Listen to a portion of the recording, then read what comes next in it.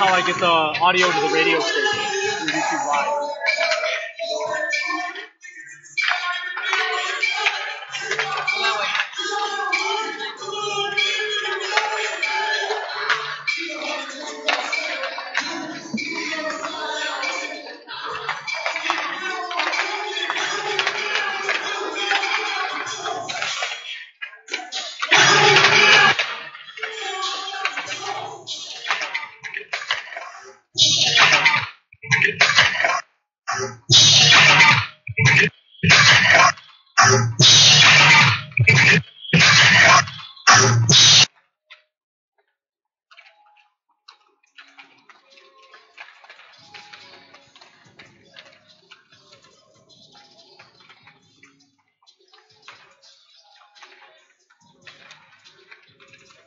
Throughout the areas we serve, First International Bank and Trust employees are actively involved in helping our customers and communities grow. This is Kevin Vigestead from First International Bank and Trust, member FDIC, equal housing lender. Whether it's coaching a Little League team, leading through involvement with nonprofit organizations, or a proud Beaver booster, know that all of us at First International Bank and Trust are committed to giving back to the places where we live and work.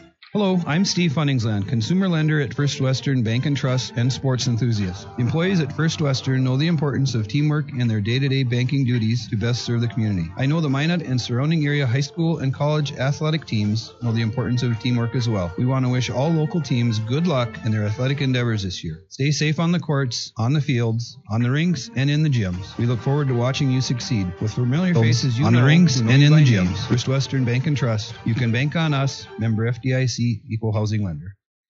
We've been thinking, a championship team is not born, it's developed through precision and execution.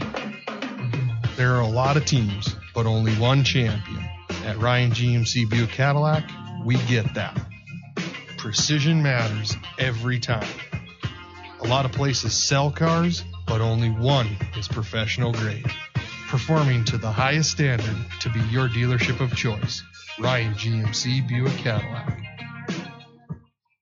Hey, look, it's a bird. No, is that a plane? Wait, no, It's Super Guy. Can I help you? I'm here for the IRET Properties Heroes Program, citizen. I'd like to apply to rent one of your properties and receive 10% off my monthly rent. And I as well, ma'am. Captain Stars and Stripes? No offense, guys, but the IRET Properties Heroes Program isn't exactly for you. Our Heroes Program honors teachers, nurses, active and retired military personnel, police officers, firefighters, EMTs, and members of the National Guard by offering 10% off their monthly rent. Not even Bat Dude? Not even Bat Dude. But IRET has many properties with competitive rent, plus pet-friendly and outdoor pool options. I'd be happy to help you find a property to suit your needs. That would be super! Go to iretapartments.com or call 837-RENT to learn more about the IRET Properties Heroes Program. IRET Properties. This is home. We live in such a fast-paced world. It's always go, go, go. When I'm out for a run, it's my time. It's the best way to start your day. Crossing the line of that marathon, it's the biggest reward you can get. I want my customers to achieve their goals and go above and beyond. I'm Nikki Ladegi, and I'm one of the running experts at Shields. Shields, when it comes to gear and expert advice, we're right there with you in Bismarck, Minot, Grand Forks, Fargo, and Moorhead. The sinister cries haunted Mary through the night. Dawn neared, and still the voice tormented her. She ran towards the safety of her car, flung open the door, and a coyote had somehow gotten locked inside. But the damaged interior was covered thanks to Farmers Insurance. Coyote Carpool, August 1st, 2015. Talk to a farmer's agent. We know a thing or two because we've seen a thing or two. We are farmers. Bum, bum, bum, bum, bum, bum. I'm Taurus forward Taylor Lance. Call Miranda Schuler, my billet mom, and your local's farmer's agent at 701-838-8144. Take care of your feet, and they'll take care of you. The foot and ankle specialists at Trinity Health can help with both surgical and non-surgical solutions. So, patients who suffer from foot and ankle-related issues can say, so long heel pain, catch you later corns, hasta la vista hammer toes. Relieve pain now and help prevent future discomfort. Diagnosis and treatment is available today. Trinity Health, reinventing health.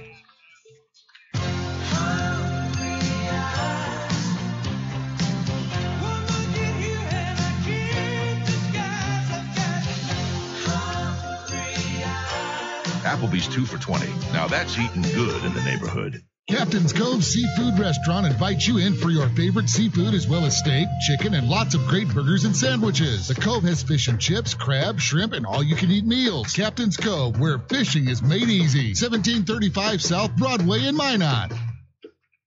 Hey guys, my name is Steve Olschwenger, Fire Chief from Maryland Heights, Missouri.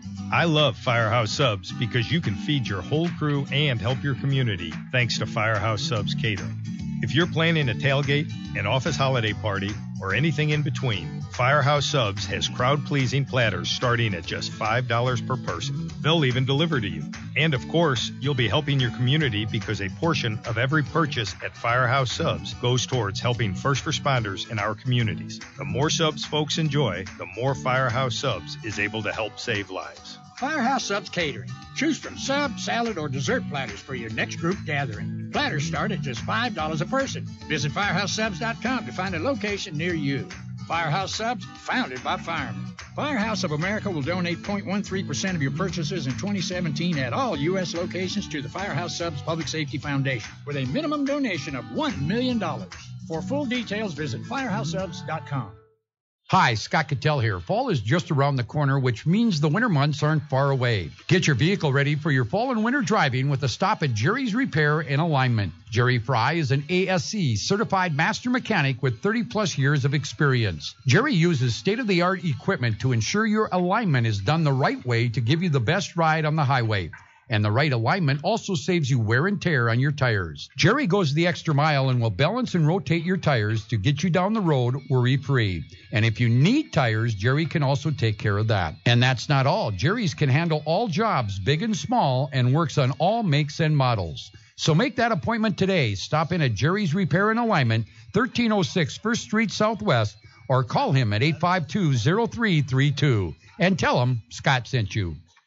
Daniel the deer danced everywhere. He pranced through fields and jigged through rivers. Then he saw it. What a stage! A place no deer had dared dance before.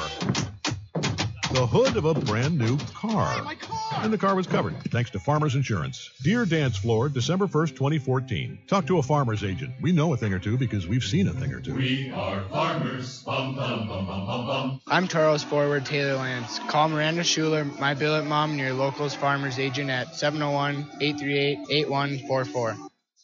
All in one place. You can get a fabulous coffee, the best burger in town. Arrange a meeting for up to 30 people and begin your next trip, whether business or vacation. It's Minot's newest, most architecturally beautiful, versatile structure, the Minot International Airport. The Trestle Tap House and Cafe with Caribou Coffee and customizable meeting spaces are just a couple of the amenities offered. The Minot International Airport. See the world from home. Your hands are a vital part of who you are, how you work, play, even how you communicate. When injury or illness strikes, the hand team at Trinity Health will be there to help restore full functionality. We specialize in surgical repairs, hand reconstruction, non-surgical interventions, and occupational therapies. Don't let damage or disorder take away your hands. See the hand team at Trinity Health. Trinity Health, reinventing health. Hey guys, my name is Steve Olschwenger, Fire Chief from Maryland Heights, Missouri, and I love Firehouse Subs. Take their meatball sub, for example. It's loaded wall-to-wall with Italian meatballs and a zesty marinara with melted provolone on a toasted roll. And when I say take their meatball sub, I mean it. Grab a medium meatball sub combo to go right now, just $6. But don't forget, the reason Firehouse Subs is driven to make the best subs anywhere is simple. The more subs you enjoy, the more they're able to help save lives because a portion of every purchase goes towards first responders in our communities. The Firehouse Sub Meatball Sub Combo. Medium meatball sub, your choice of chips, and a 22-ounce drink. Get it hot and ready in our to-go box, now just $6 for a limited time only. Order online now at firehousesubs.com. Firehouse Subs, founded by firemen. Firehouse of America will donate 0.13% of your purchases in 2017 at all U.S. locations to the Firehouse Subs Public Safety Foundation with a minimum donation of $1 million. For full details, visit firehousesubs.com. I'm here at the year's hottest stag pool party. Put your antlers up! Where? Some poor guy's backyard. These stags are bringing down the house. Seriously, deer are ripping holes in the pool cover. They're trampling patio furniture. and all the damage was covered thanks to Farmers Insurance. Stag Pool Party, October 27th, 2014. Talk to a farmer's agent. We know a thing or two because we've seen a thing or two. We are farmers. Bum, bum, bum, bum, bum, bum. I'm Toros forward Taylor Lance. Call Miranda Schuler, my billet mom, and your locals farmer's agent at 701-838-8144.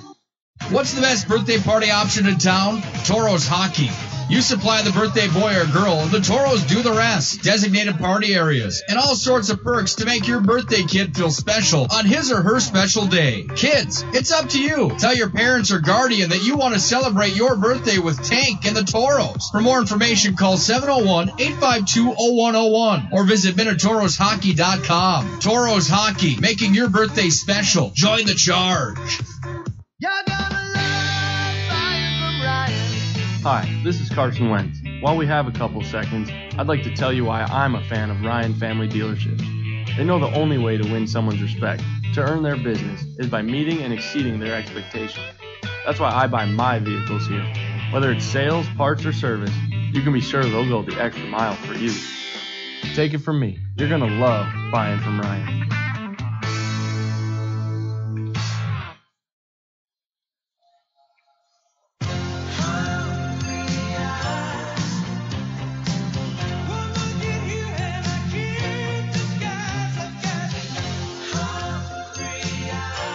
Applebee's 2 for $20. Now that's eating good in the neighborhood.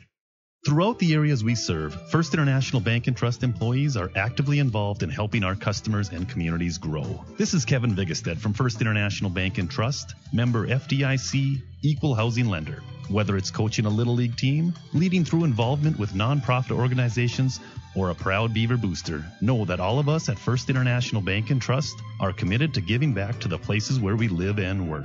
Hello, I'm Steve Funningsland, consumer lender at First Western Bank and Trust and sports enthusiast. Employees at First Western know the importance of teamwork in their day-to-day banking duties to best serve the community. I know the Minot and surrounding area high school and college athletic teams know the importance of teamwork as well. We want to wish all local teams good luck in their athletic endeavors this year. Stay safe on the courts, on the fields, on the rinks, and in the gyms. We look forward to watching you succeed. With familiar faces you know, who know you by name, First Western Bank and Trust, you can bank on us, member FDIC, equal housing lender.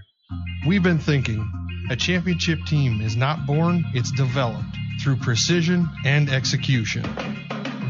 There are a lot of teams, but only one champion. At Ryan GMC Buick Cadillac, we get that. Precision matters every time. A lot of places sell cars, but only one is professional grade. Performing to the highest standard to be your dealership of choice. Ryan GMC Buick Cadillac. Hey, look, it's a bird. No, is that a plane? Wait, no, It's Super Guy. Can I help you? I'm here for the IRET Properties Heroes Program, citizen. I'd like to apply to rent one of your properties and receive 10% off my monthly rent.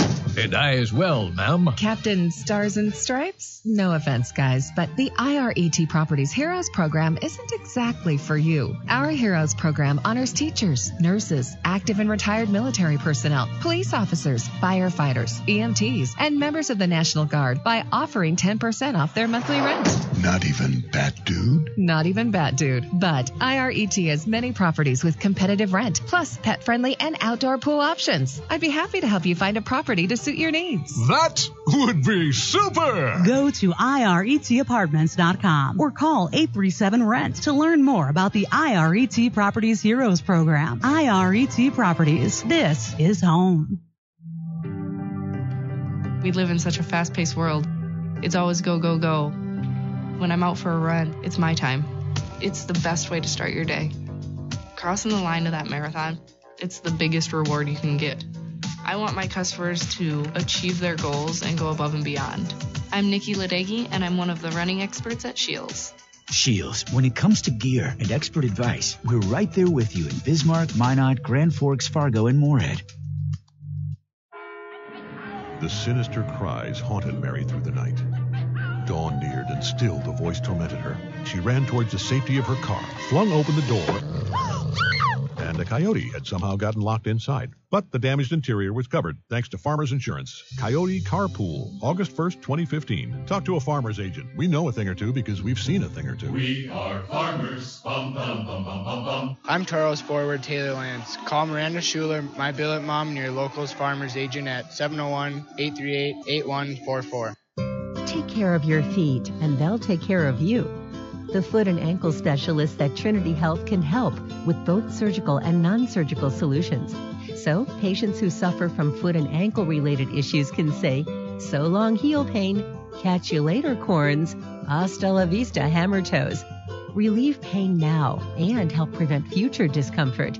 Diagnosis and treatment is available today. Trinity Health, reinventing health.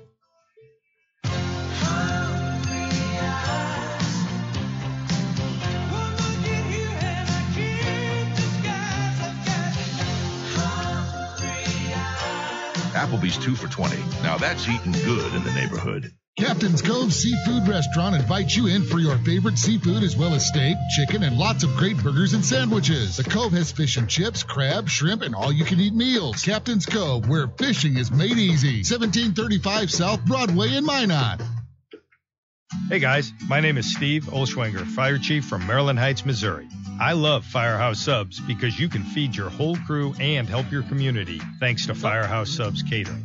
If you're planning a tailgate, an office holiday party, or anything in between, Firehouse Subs has crowd-pleasing platters starting at just $5 per person. They'll even deliver to you. And of course, you'll be helping your community because a portion of every purchase at Firehouse Subs goes towards helping first responders in our communities. The more subs folks enjoy, the more Firehouse Subs is able to help save lives. Firehouse Subs Catering. Choose from sub, salad, or dessert platters for your next group gathering. Platters start at just $5 a person. Visit FirehouseSubs.com to find a location near you. Firehouse Subs, founded by firemen. Firehouse of America will donate 0.13% of your purchases in 2017 at all U.S. locations to the Firehouse Subs Public Safety Foundation with a minimum donation of $1 million. For full details, visit FirehouseSubs.com.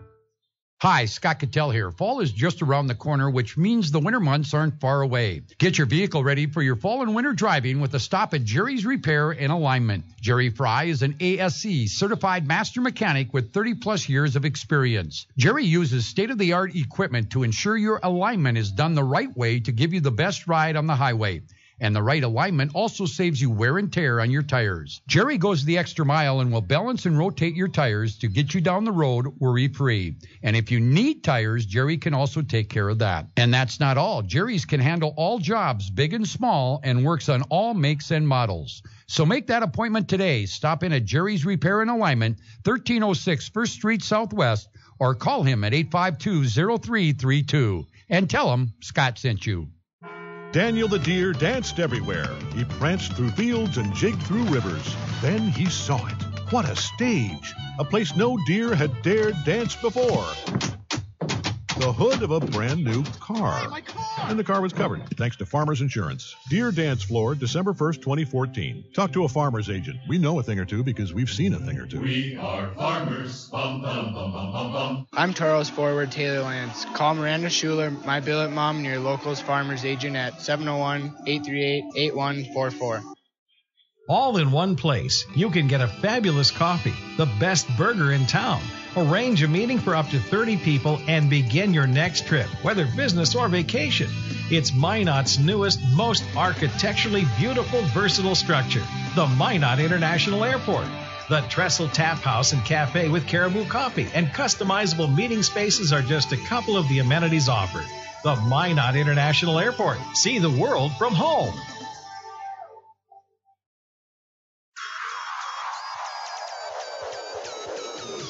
It's time for Minotauros Hockey on the Toros Network, AM 1390 KRRZ, and HockeyTV.com.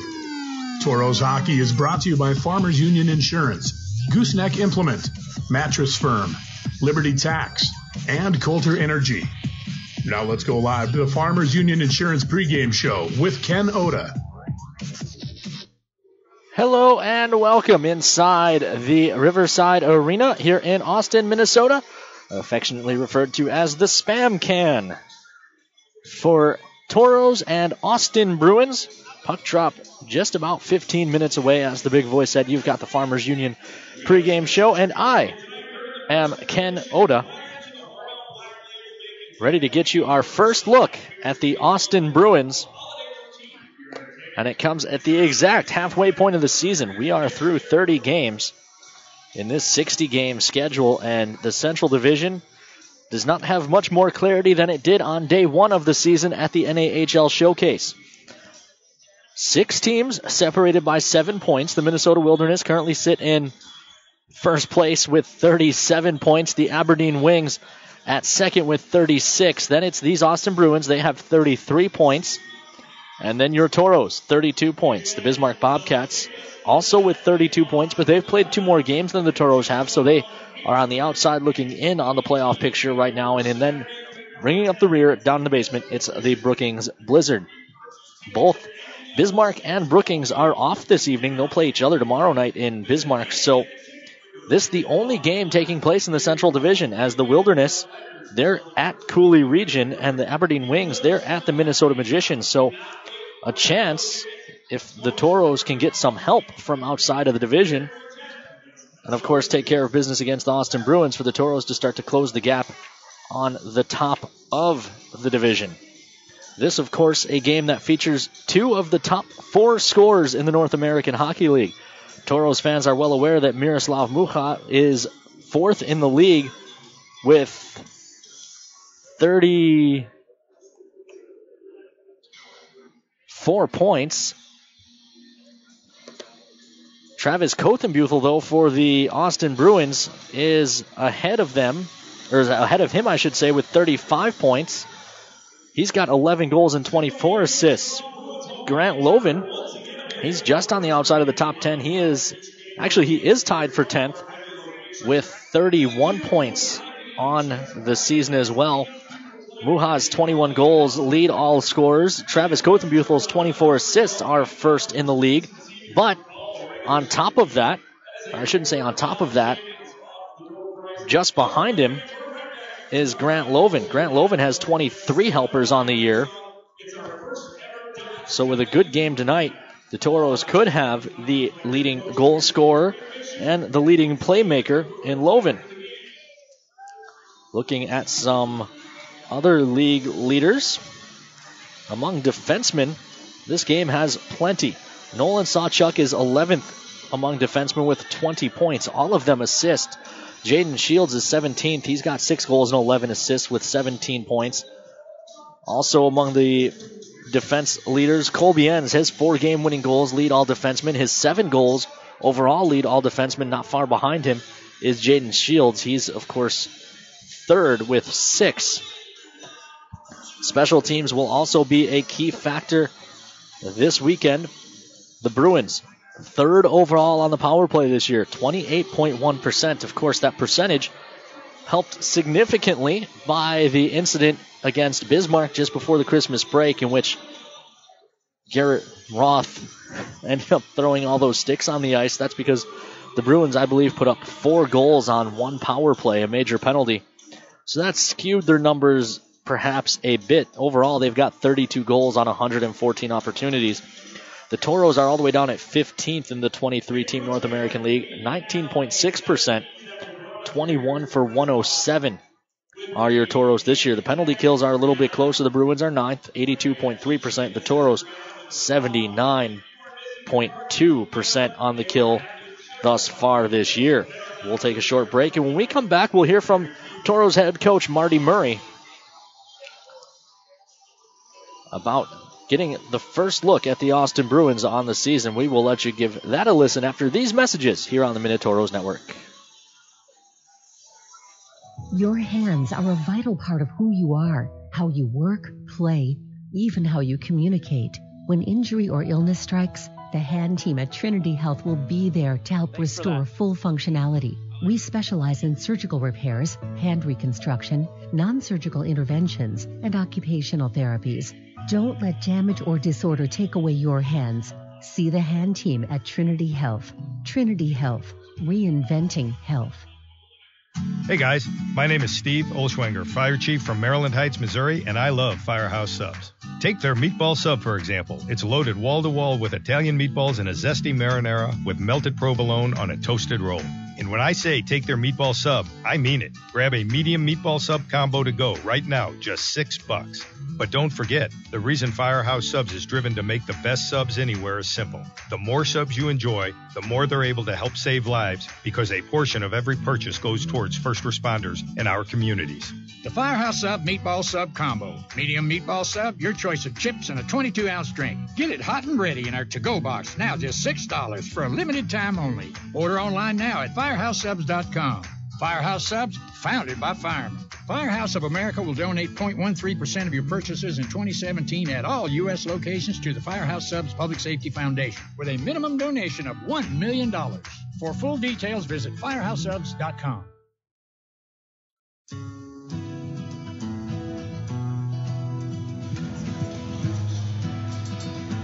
Welcome back inside the Farmers Union Insurance pregame show. We're in the Spam Can in Austin, Minnesota. For those of you who are unaware why I refer to the Riverside Arena as the Spam Can, that is because Austin, Minnesota is the home of Hormel Foods Spam Factory.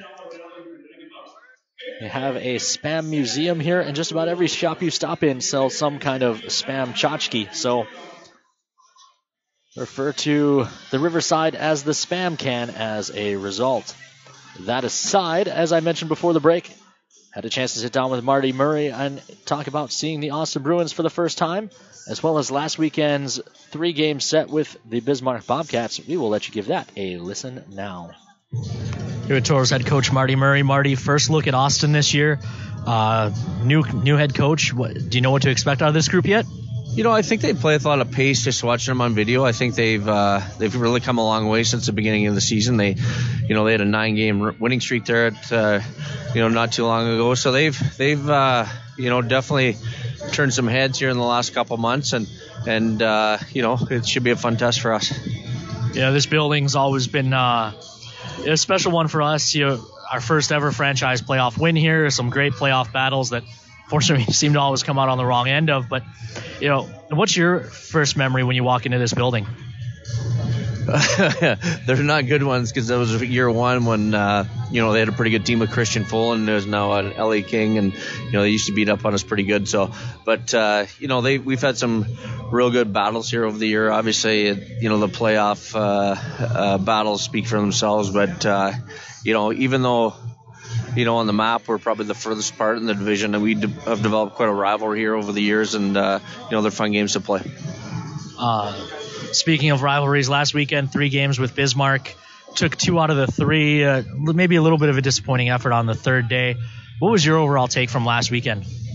Well, I think if you take a step back and somebody said if you had to take two out of 3, would you be okay with that? And yeah, you probably would, but I thought, we had them kind of on the ropes there after winning Friday, Saturday, and I didn't think we'd give ourselves a real chance to win on Sunday. I don't think we generated much at all, and we were tired coming into the break, but they were too, and we just didn't generate a lot. And credit to them, they were hungry. They didn't want to lose all 3 against us on the weekend, so they probably had their best game out of the 3, and a combination of those two things, we ended up in the loss column, which we probably got what we deserved.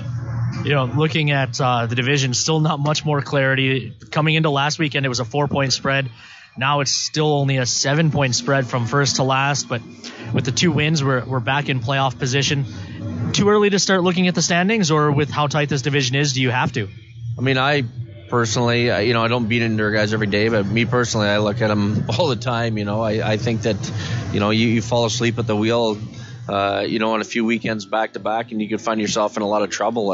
And we don't want to leave anything up to chance or asking for favors from other teams down the stretch. We want to take care of our own and make sure we earn a playoff spot, with the way we play. So, it's a battle. I told the guys this morning, I sound like a broken record. Always say this is a big weekend, and they always are. So, hopefully we can continue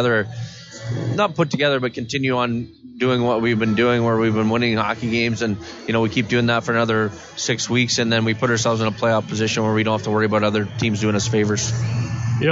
Before the season, I kind of looked at this month on the schedule with this trip to Austin next weekend in Cloquet, a couple of home games, and then another trip to Brookings with 3 long trips in 4 weeks.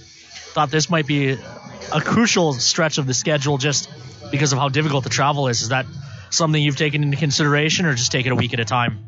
Kind of a week at a time, but we know we're on the road 3 out of 4 weekends, and they're not to Bismarck. They're the furthest trips in our division, and I think we should feel good about the way we played here the last dozen or so games, and it's going to be a battle here this weekend in Austin, but they're always fun games, and hopefully they'll bring the best out of us. One of the perks of playing in Minnesota is a lot of the players' families get to come and watch them. Do you think that helps the guys at all, having mom and dad in the stands again for maybe the first time all year? It's always nice. I was fortunate to play junior hockey an hour and a half down the road, so my parents were almost at every game in my junior career, and it's nice for them to see. It's a pretty small window, and for them to get a chance to see their kids play is a big deal, and I'm sure the players appreciate it as well. And as long as it's not a distraction, and I think our guys are old and mature enough that it's not a distraction, I think it's a great thing for our players to play in front of friends and family. All right, I'll let you go get ready for this one. Thanks. Thanks, Ken. Once again, that was Toros head coach Marty Murray on this Austin Bruin rivalry. It's been a fun one.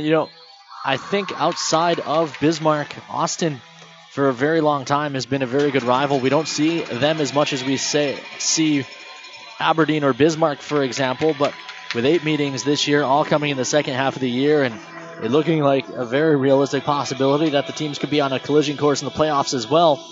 I don't think it'll be long for the fans or the players to find that dislike for each other once again. We're going to take a break here, be back with the drop of the puck in the spam can between the Toros and the Bruins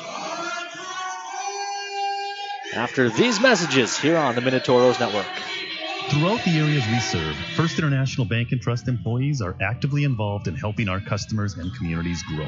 This is Kevin Vigestad from First International Bank and Trust, member FDIC, equal housing lender.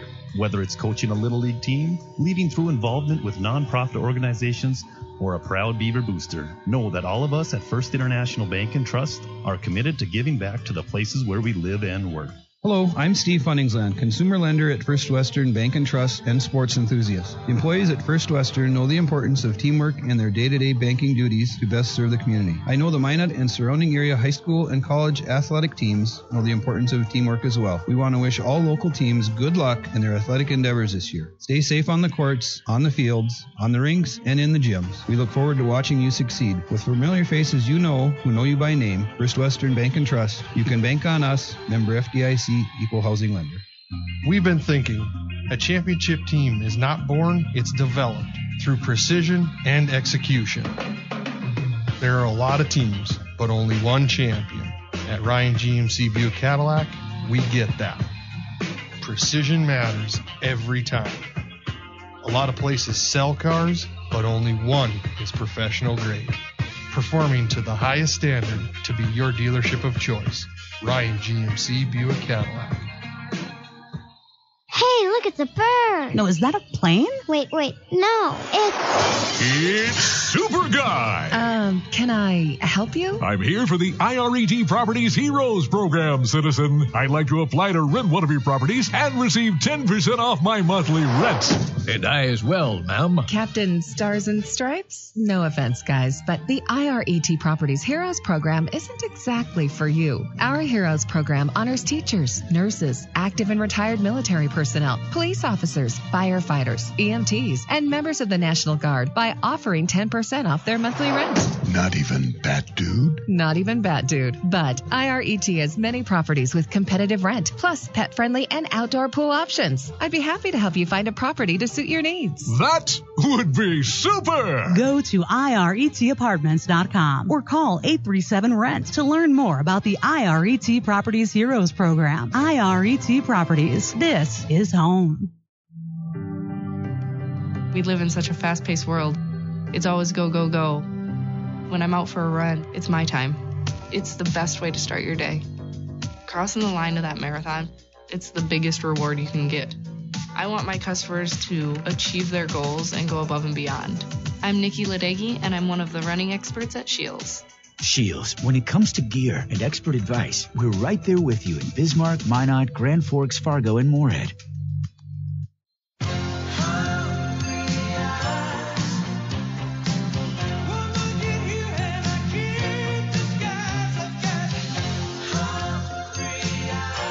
Applebee's 2 for $20. Now that's eating good in the neighborhood. Captain's Cove Seafood Restaurant invites you in for your favorite seafood as well as steak, chicken, and lots of great burgers and sandwiches. The Cove has fish and chips, crab, shrimp, and all-you-can-eat meals. Captain's Cove, where fishing is made easy. 1735 South Broadway in Minot.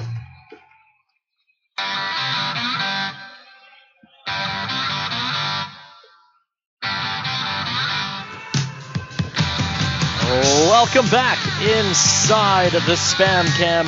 It's the Riverside Arena here in Austin, Minnesota. We're getting ready to drop the puck between the Toros and the Bruins, taking a look at the starting goaltending matchup. First in net for the Toros is Samu Lankala.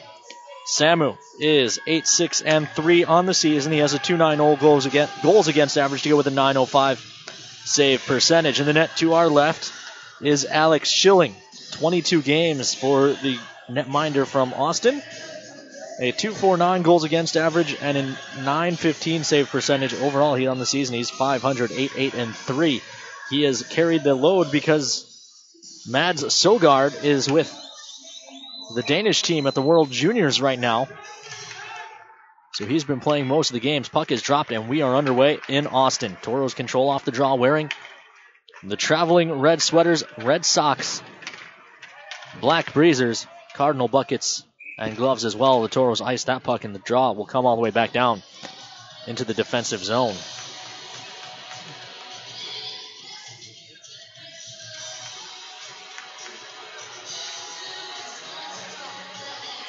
Austin wearing white at home for the first time in what seems like forever. They've been one of the teams that has typically gone with black and yellow jerseys. No actual white jersey. There's a quick jam play at the side of the net. Doesn't go. Bruins working in the near corner. They continue to dig. Dahlimer there for the Toros. He works it free. McGinnis plays ahead for Cole. He gets it to Kangas, and Kangas flies the zone. He's able to gain the red line before chipping it deep. And the Toros will chase after it, but the puck's around to the far side. And now touched out, carried ahead by Zapata. Zapata into the zone, trying to turn the corner. He does. Shot goes up off the outside of the net. Then he runs in to Nolan Sawchuk, who is down on his knees behind the net. 3-on-2 for the Toros if they hurry. When they hit the line, it's Cole. Cole drops back for Enns, tries to go back to Cole, but a good stick denies that play by Pulowski.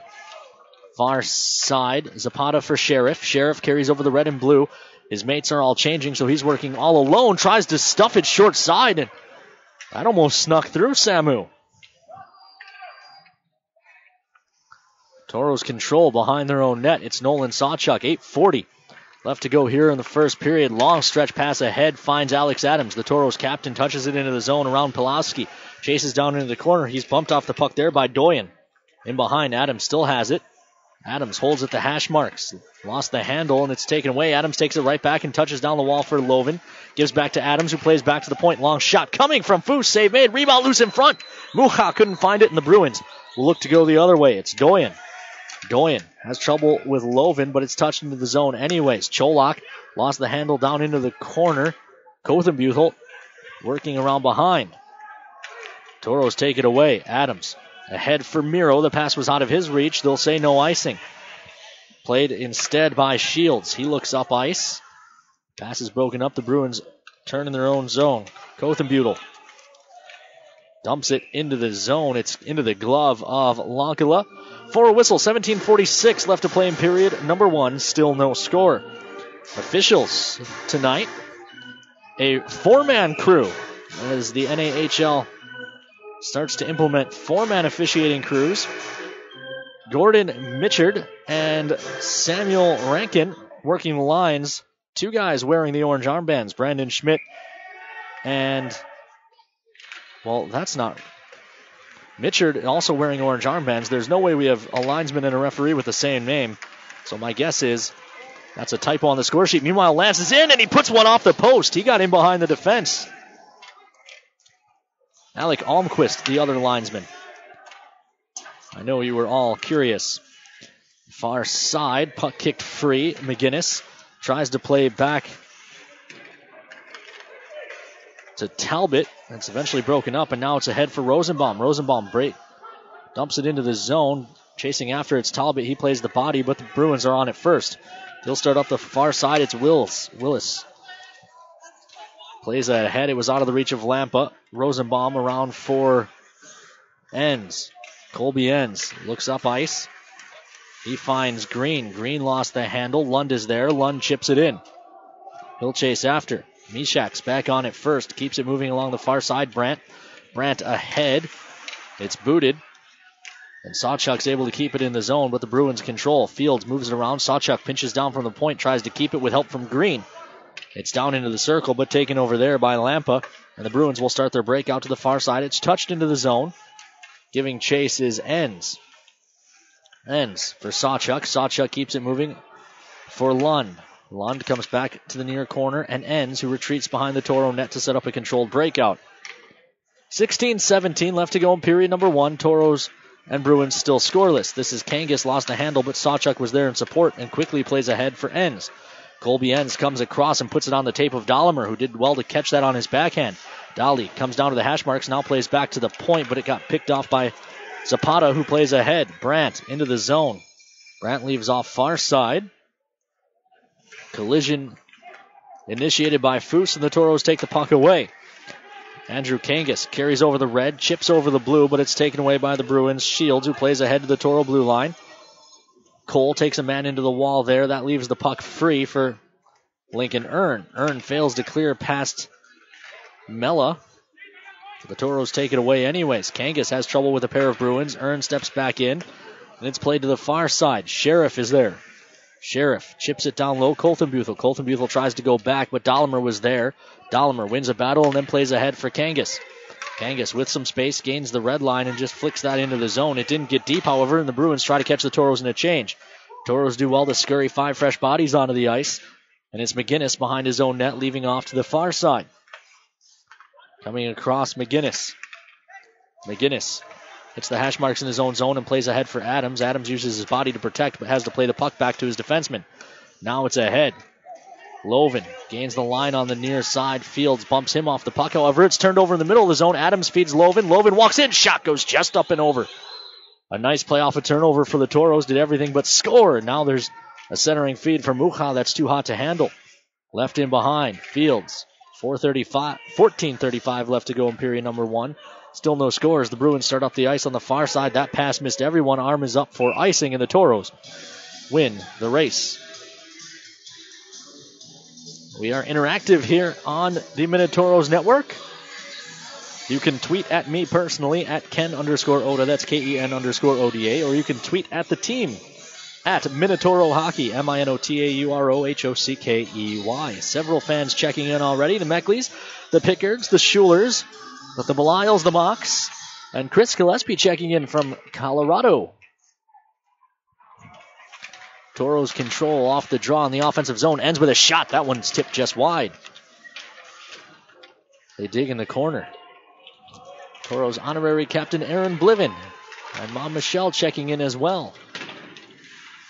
Good to have everyone on board for a fun night of Toro hockey, we hope. Sawchuk dumps that into the near corner as we pass 6 minutes into this one. Saw pinches down the wall to take that away from Kothenbuthel. Gets help from Belisle. We'll hear from Fritz Belisle during the first intermission. This one carried ahead by the Bruins. He'll dump this in. It'll skip wide of Samu's net. Back on it is Sawchuk. No, he lost the battle. It squirts in front. Toros are there to clean up the mess. Far side Lund. Lund gains the red line and chips it deep. Green chases after, moves it to Reisinen. Reisinen tries to go quickly to Lund, but the pass was too hot to handle, and the Bruins are able to punch it out to neutral ice. Toros on it and dump it right back in off the stick of Earn. Rolls around to the far side. Lund wins the battle, but plays it down to the wall and never got through to Green, and the Bruins will start the other way.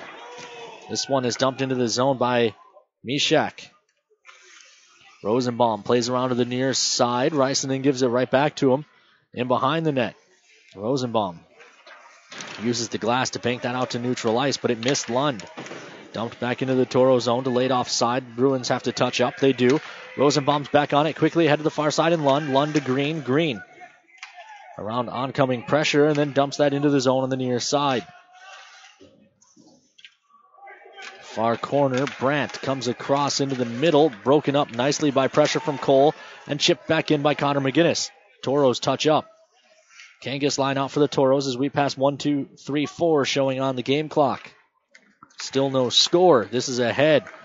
Dom drops back. Bacon. Bacon walks in. Wire save made, I think, with the mask by Lonkala. In behind the net. Wraparound try. Nothing doing. And now a pass back to the point. Missed everyone. And the Bruins will have to chase 200 feet. Their goaltender Schilling out to play. He quickly fired up to Shields. But Shields, pressured by Dahlemer, just throws it back for his defense partner Pulaski. Long pass ahead. It was tipped by ends of the red line, so there will be no icing. Meanwhile, back on it is Nolan Sawchuk. Sawchuk guides it around for ends. Colby ends avoids a check and coughs it up the middle. Shot blocked, and the rebound is controlled by Alex Adams, the Toros captain. Sauces one ahead. That missed Muha. Loven can't settle it down. Neither can Muha. Adams does. Shot. Save made. Rebound. They dig at the side of the net, and the whistle goes. With 11:39 left to play in period number 1. Still no score here in Austin. Several fans on Twitter sending pictures of spam. Got the Bachovens checking in, Corey Thompson, and the Koopmans all on board. Keep the spam jokes coming. Remember, tag those tweets with the hashtag join the charge, and that way other Toro fans can find them. Shot blocked by Muha, goes up and out of play. 11:25 left to play in period number 1. Draw will be to the left of Samu Lonkala. Bruins won't be allowed to change. They took too long. Doyen on the draw against Loven. And now they'll toss Doyen. So Cholak will step in instead.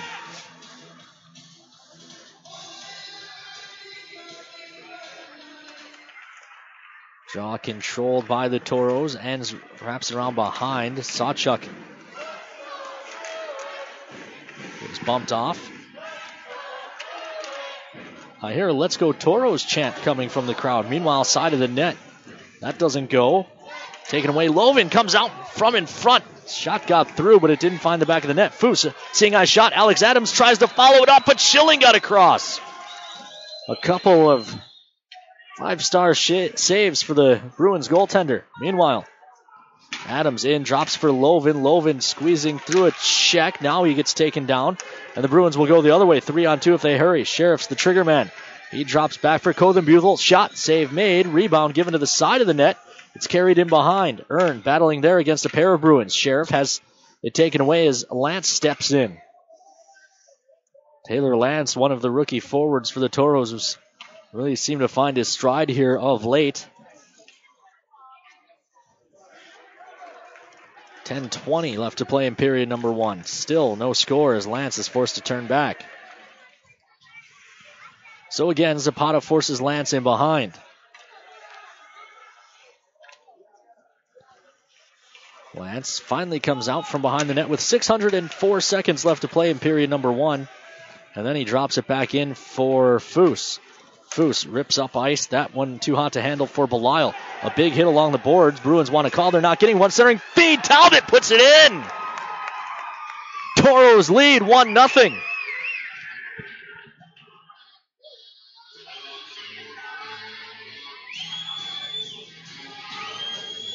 Bruins bench is especially hot. 2 officials out there to watch the Fritz Belisle hit.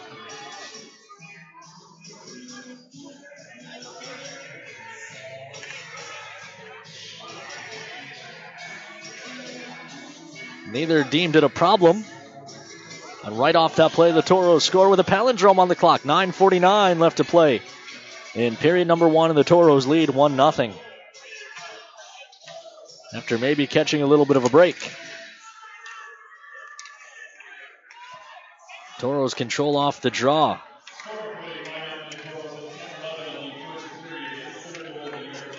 Toros control in their own zone. It's McGinnis. They call it Talbot unassisted. Meanwhile, chasing in behind the net is Rysanen, but it's controlled instead by Petrick. Petrick gives it back to Rysanen, though. He just dumps it deep, and the Toros will chase after. Everyone was already retreating since the Bruins had possession. Played up the near side out to neutral ice. McGinnis dumps that in. Willis gets up high on McGinnis. Meanwhile, Rysanen with a big hit in the far corner, but the puck is down into the Toro zone. And banks that ahead. An awkward carom off a stanchion, but it's Rosenbaum who finds it.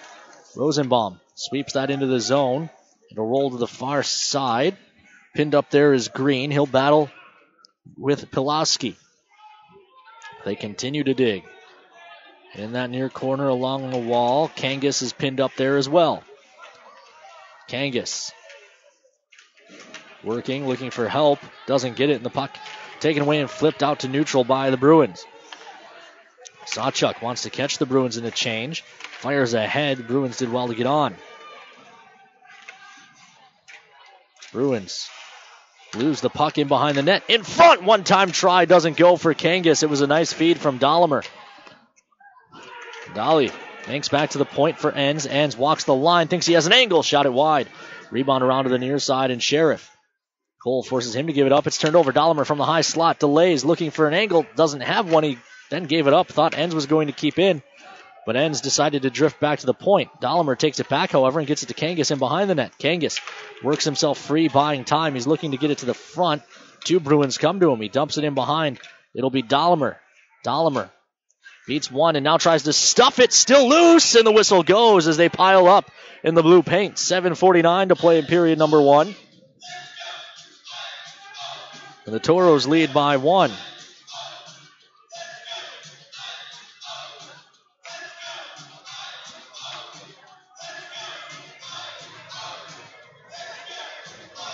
The Bauer family checking in. The Toro Twitter party enjoying that first goal. Draw will be to the left of Schilling, Lovin, and Kothenbutel to take it. Lovin wins it back cleanly to Earn. Earn's shot through traffic goes wide side of the net. Lovin poked at it, but the cover came from Schilling for a whistle. Fields voices his displeasure to Lovin with the late poke.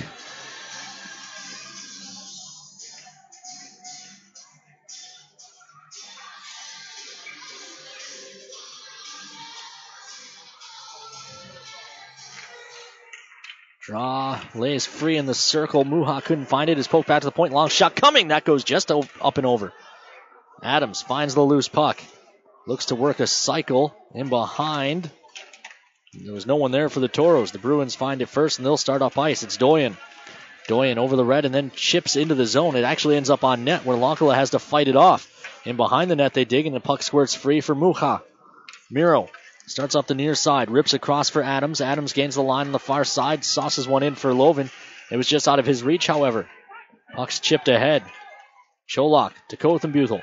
Kothenbutel gains the line on the far side, watched by Rosenbaum, who takes it away and pokes it out to the Bruin blue line. Shields is there.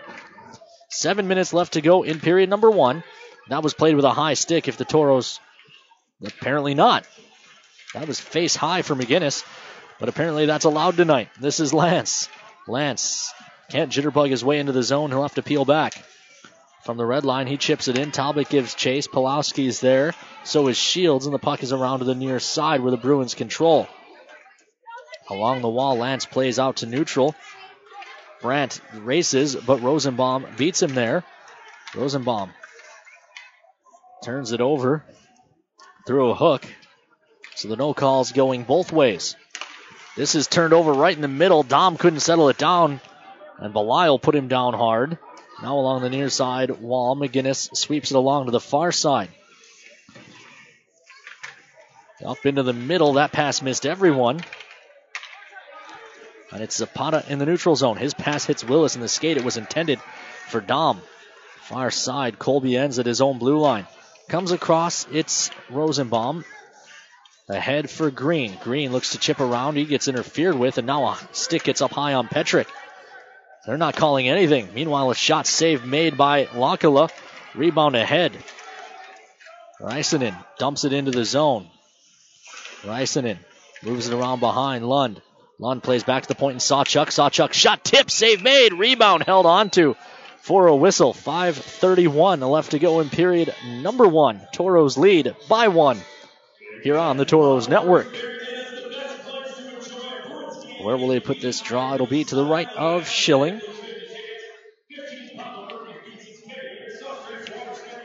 Green will take it against former Toro, Jed Pitola. Bruins control off the draw. Pass ahead is sky high, and the Toros take over. Ends. Up the middle for Lund. Lund punches it into the zone, looking to squeeze through a check. He cannot, and the puck kicked back out to neutral ice. Ends tried to flip it in deep so the Toros could touch up. But he missed the glass and it went up and out of play.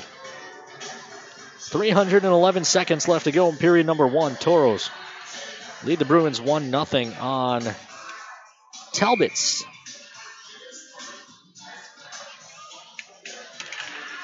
Third of the season. Bruins control off the draw and flip it into the Toro zone. Near side. Toros failed to clear past Zapata. Shot gloved and held by Lankala for a whistle. A palindrome on the clock. 4:54 left to play here in period number 1. Toros lead 1-0. Pretty good crowd here in Austin. It probably doesn't look like it on hockey TV, as most of the fans sit on the camera side here in the Spam Can. The far side looks a little empty. That's partly they've got the last couple sections of bleachers on the far side roped off for a private party as well. And those people are all hanging out down near the food at the bottom. Meanwhile, that one rolled on net weakly and easily covered by Schilling for a whistle with 4:42 left to play here in period number 1.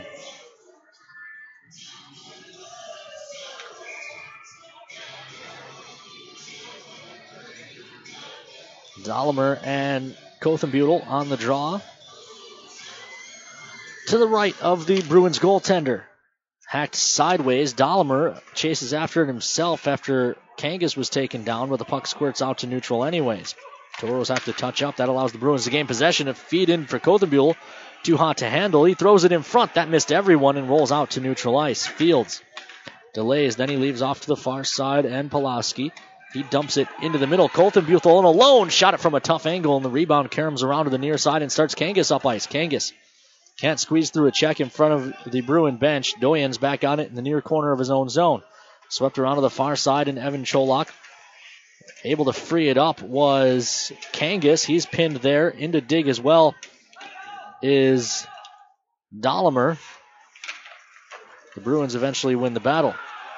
Dahlemer peels off to change. Meanwhile, Adams, fresh on a change, applies pressure, but the Bruins are out, and Doyen will flip this into the zone so that they can change. Rosenbaum comes to the near side, and McGinnis. He'll set it up behind the Toro net. 3:40 to play in period number 1. Toros lead by 1 and dump this into the zone.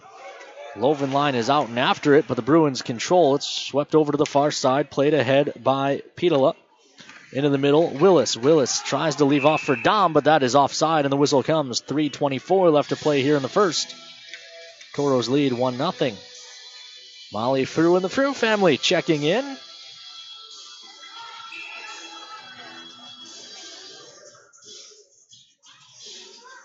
Of course, Bill Clark checking in as well from about 3 steps to my right.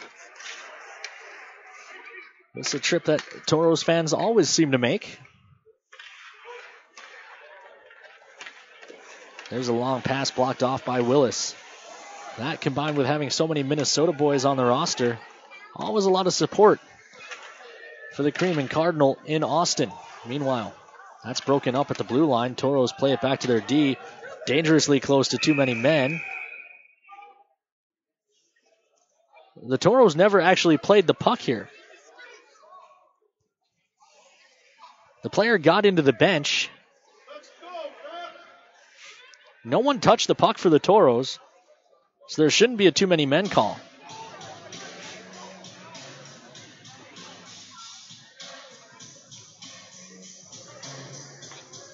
Lane Krenzen and Alex Adams, they're discussing it. They're not actually going to call the penalty, so we'll stay 5 aside.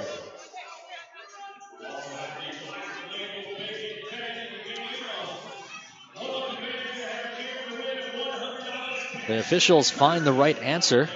The question, of course, is then why did they bother blowing a whistle? It will lead to an offensive zone draw for the Bruins. Lance and Kothenbutel to take it.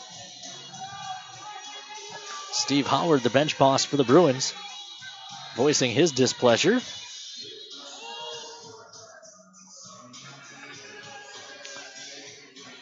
Linesman still waiting to drop the puck. Now he does. Lance wins it sideways, but ends is tied up. That allows Doyen to find it down to Kothenbutel. Kothenbutel working in behind the Toro net. Worked over by Sawchuk, but he works it free to Cholak. Shot gloved and held by Lonkala. 2:45 left to play here in period number 1. Toros lead 1-0 on Talbot's third of the season.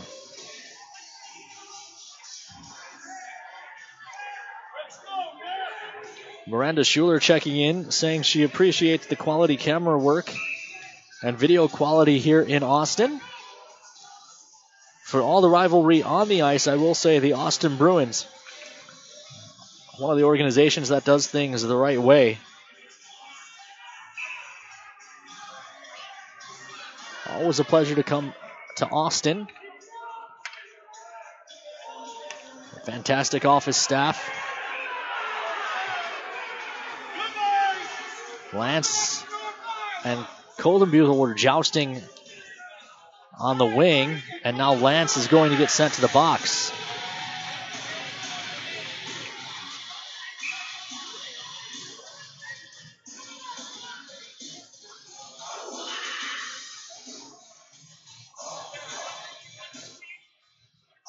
So, the Toros will now be shorthanded. That problem could have been solved by a linesman just dropping the puck and starting the play. Meanwhile, collision along the near side. What's odd is they didn't allow the teams to change after that call, so the Toros don't have a penalty kill unit out, and the Bruins don't have a power play unit out. Far side.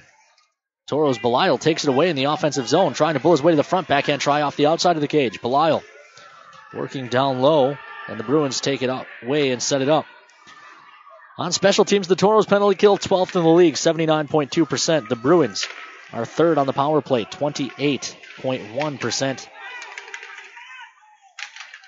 Are the black and gold, and now that's going to go up as Kothenbutel beats Lonkala.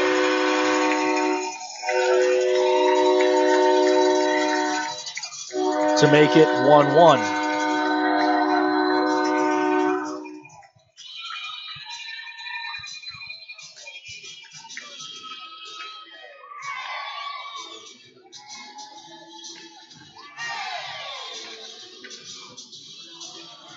So the Bruins draw even. It's 1-1.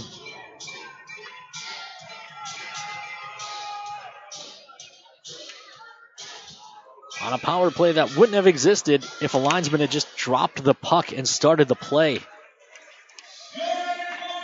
There's a quick shot. That goes wide of the cage. Rebound around to the near side. Kangas tries to chip around Shields. Got interfered with. Still managed to find the puck. Meanwhile, Kangas trying to bull his way to the front. Delayed call coming. This has to be a makeup call after everything they've let go. The Toros will get a power play. 1:37 left to go here in period number 1. It'll be a holding the stick call on Lane Krenzen. Foose and Sawchuk behind Adams, Mucha, and Lovin for the next 2 minutes or less. Joanne and Darlene Sawchuk checking in from Winnipeg. As cold as it's been in Minot of late, I can't imagine how cold it is that much more north. Good to see the Sawchucks haven't frozen yet. Bruins control off the draw and send it all the way down. Nolan Sawchuk has it for the Toros. They'll start up 5 across. Nolan forced to his left, drops back for Mucha. Mucha carries into the zone and breaks wide. Miro in front, shot, shoulder save. Adams got absolutely robbed by Schilling, and the rebound went up and out of play. 1:10 left in the period. And a beautiful feed from Miro set Alex Adams up wide open, coming right down the middle. And a shrug from Schilling saves the day. Lovin and Cothenbuthel on the draw once again.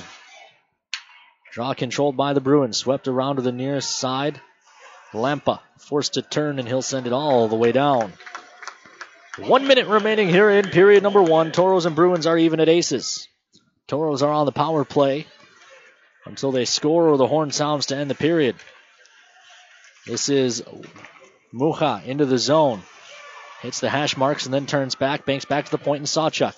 Sawchuk gives to Foose. Foose carries down low and then gives to Mucha. Mucha from the hash marks back up top Sawchuk. Sawchuk delays and then feeds Lovin. Lovin comes across for Foose.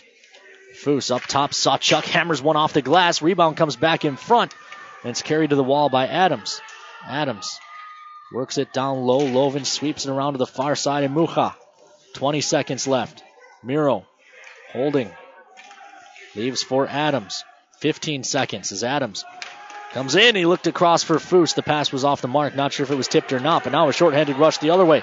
7 seconds left as Cholak hits the line. Tries to sauce one in for Zapata. He couldn't handle it, and the horn will sound to end the period. We're through 20 minutes of play.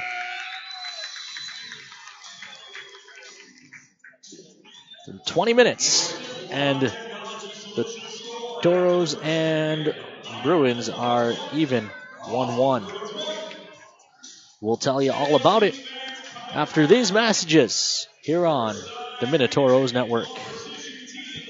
Throughout the areas we serve, First International Bank and Trust employees are actively involved in helping our customers and communities grow. This is Kevin Vigestad from First International Bank and Trust, member FDIC, equal housing lender. Whether it's coaching a Little League team, leading through involvement with nonprofit organizations, or a proud Beaver booster, know that all of us at First International Bank and Trust are committed to giving back to the places where we live and work. Hello, I'm Steve Funningsland, consumer lender at First Western Bank and Trust and sports enthusiast. Employees at First Western know the importance of teamwork in their day-to-day banking duties to best serve the community. I know the Minot and surrounding area high school and college athletic teams know the importance of teamwork as well. We want to wish all local teams good luck in their athletic endeavors this year. Stay safe on the courts, on the fields, on the rinks, and in the gyms. We look forward to watching you succeed. With familiar faces you know, who know you by name, First Western Bank and Trust, you can bank on us, member FDIC, equal housing lender. We've been thinking, a championship team is not born, it's developed through precision and execution. There are a lot of teams, but only one champion. At Ryan GMC Buick Cadillac, we get that. Precision matters every time. A lot of places sell cars, but only one is professional grade. Performing to the highest standard to be your dealership of choice. Ryan GMC Buick Cadillac. Hey, look, it's a bird. No, is that a plane? Wait, no, It's Super Guy. Can I help you? I'm here for the IRET Properties Heroes Program, citizen. I'd like to apply to rent one of your properties and receive 10% off my monthly rent. And I as well, ma'am. Captain Stars and Stripes? No offense, guys, but the IRET Properties Heroes Program isn't exactly for you. Our Heroes Program honors teachers, nurses, active and retired military personnel, police officers, firefighters, EMTs, and members of the National Guard by offering 10% off their monthly rent. Not even Bat Dude? Not even Bat Dude. But IRET has many properties with competitive rent, plus pet-friendly and outdoor pool options. I'd be happy to help you find a property to suit your needs. That would be super! Go to iretapartments.com or call 837-RENT to learn more about the IRET Properties Heroes Program. IRET Properties. This is home. We live in such a fast-paced world. It's always go, go, go. When I'm out for a run, it's my time. It's the best way to start your day.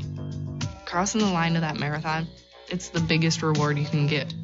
I want my customers to achieve their goals and go above and beyond. I'm Nikki Ladegi, and I'm one of the running experts at Shields. Shields, when it comes to gear and expert advice, we're right there with you in Bismarck, Minot, Grand Forks, Fargo, and Moorhead. The sinister cries haunted Mary through the night. Dawn neared, and still the voice tormented her. She ran towards the safety of her car, flung open the door, and a coyote had somehow gotten locked inside. But the damaged interior was covered, thanks to Farmers Insurance. Coyote Carpool, August 1st, 2015. Talk to a farmer's agent. We know a thing or two because we've seen a thing or two. We are farmers. Bum, bum, bum, bum, bum, bum. I'm Toros forward Taylor Lance. Call Miranda Schuler, my billet mom, and your local's farmer's agent at 701-838-8144.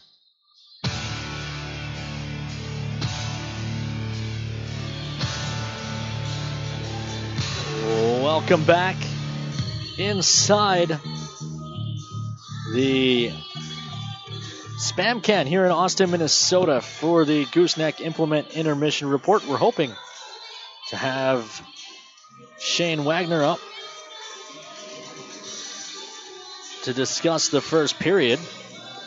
But while we wait to see if he arrives, we'll take a look at how we got where we are now, which is a 1-1 draw through 20 minutes. There will be 23 seconds of carryover power play time for the Toros as they look to start period number 2 to regain the lead. But it was the Toros scoring first. Michael Talbot got his third of the year. It's listed as unassisted at 9:06 of period number 1. But at the 18-minute mark, Cothenbutel from Dan Petrick on the power play drew the Bruins even. It was a power play that I thought was undeserved, not because of a bad call, but a call that wouldn't have happened if a linesman had just decided to go ahead and drop the puck. A long delay, which Cothenbutel and Lance were both initially tossed from the draw. They then went to the same wing and continued to joust with each other. And the linesman still didn't drop the puck as they continued to battle. The whistle went, and eventually Lance was called for a penalty. That's the only scoring in this one so far. Talbot and Cothenbutel, however. Bruins 1 for 1 on the power play. Toros technically 0 for 1, but they have 23 seconds left to draw to 1-1. Looking around the rest of the league, the out-of-town scoreboard, the Fairbanks Ice Dogs topped Wilkes-Barre 5-3. That one's already final. They played this afternoon. Philadelphia 2, Northeast 1. That one through 2 periods. Late in the second, Johnstown leads Kenai 2-1. The Wilderness 2-1 over Cooley. That one is through 1. Odessa and Topeka are scoreless in the first. The Magicians lead Aberdeen 2-0 as they head to the first break, and Lone Star a 1-0 lead on Corpus.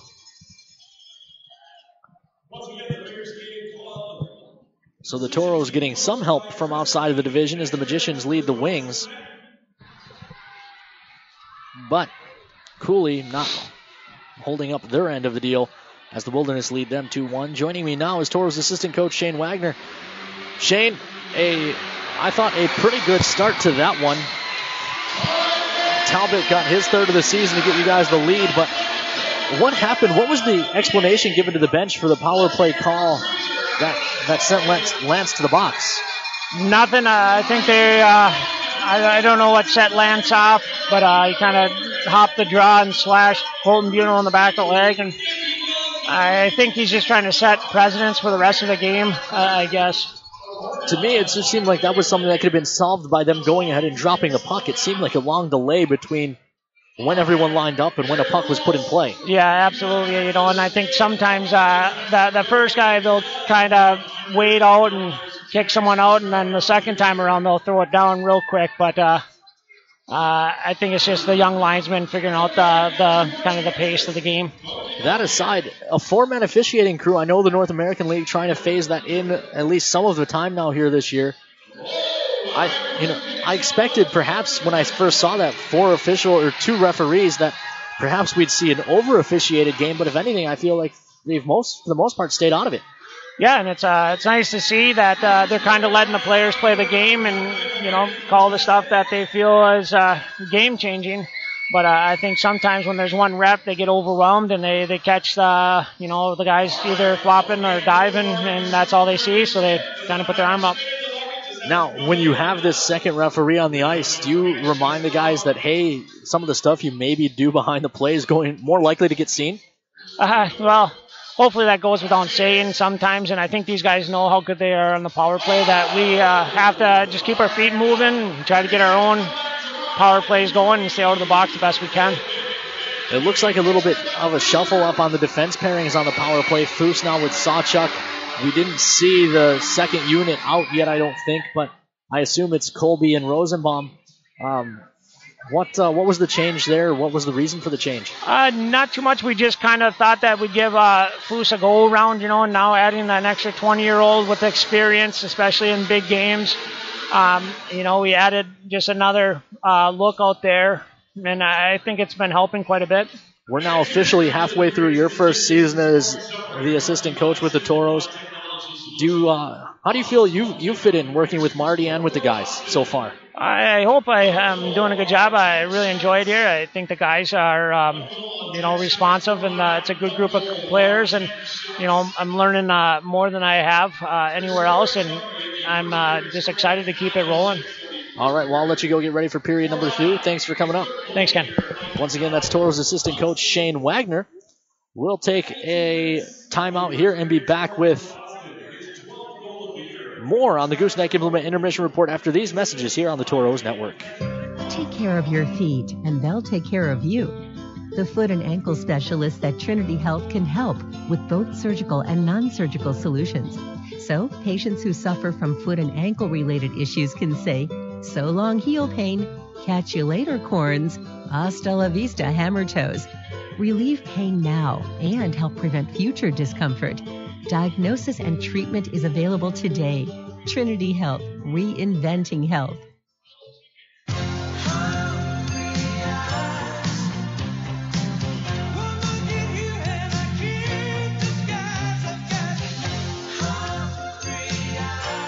Applebee's 2 for $20. Now that's eating good in the neighborhood. Captain's Cove Seafood Restaurant invites you in for your favorite seafood as well as steak, chicken, and lots of great burgers and sandwiches. The Cove has fish and chips, crab, shrimp, and all-you-can-eat meals. Captain's Cove, where fishing is made easy. 1735 South Broadway in Minot.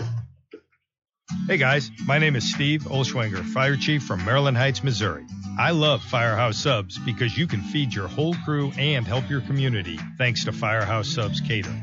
If you're planning a tailgate, an office holiday party, or anything in between, Firehouse Subs has crowd-pleasing platters starting at just $5 per person. They'll even deliver to you. And of course, you'll be helping your community because a portion of every purchase at Firehouse Subs goes towards helping first responders in our communities. The more subs folks enjoy, the more Firehouse Subs is able to help save lives. Firehouse Subs Catering. Choose from sub, salad, or dessert platters for your next group gathering. Platters start at just $5 a person. Visit FirehouseSubs.com to find a location near you. Firehouse Subs, founded by firemen. Firehouse of America will donate 0.13% of your purchases in 2017 at all U.S. locations to the Firehouse Subs Public Safety Foundation with a minimum donation of $1 million. For full details, visit FirehouseSubs.com. Hi, Scott Cattell here. Fall is just around the corner, which means the winter months aren't far away. Get your vehicle ready for your fall and winter driving with a stop at Jerry's Repair and Alignment. Jerry Fry is an ASC certified master mechanic with 30-plus years of experience. Jerry uses state-of-the-art equipment to ensure your alignment is done the right way to give you the best ride on the highway. And the right alignment also saves you wear and tear on your tires. Jerry goes the extra mile and will balance and rotate your tires to get you down the road worry-free. And if you need tires, Jerry can also take care of that. And that's not all. Jerry's can handle all jobs, big and small, and works on all makes and models. So make that appointment today. Stop in at Jerry's Repair and Alignment, 1306 1st Street Southwest, or call him at 852-0332. And tell him Scott sent you. Daniel the deer danced everywhere. He pranced through fields and jigged through rivers. Then he saw it. What a stage! A place no deer had dared dance before. The hood of a brand new car. My car! And the car was covered, thanks to Farmers Insurance. Deer Dance Floor, December 1st, 2014. Talk to a farmer's agent. We know a thing or two because we've seen a thing or two. We are farmers. Bum, bum, bum, bum, bum, bum. I'm Toros forward Taylor Lance. Call Miranda Schuler, my billet mom, and your locals farmers agent at 701-838-8144.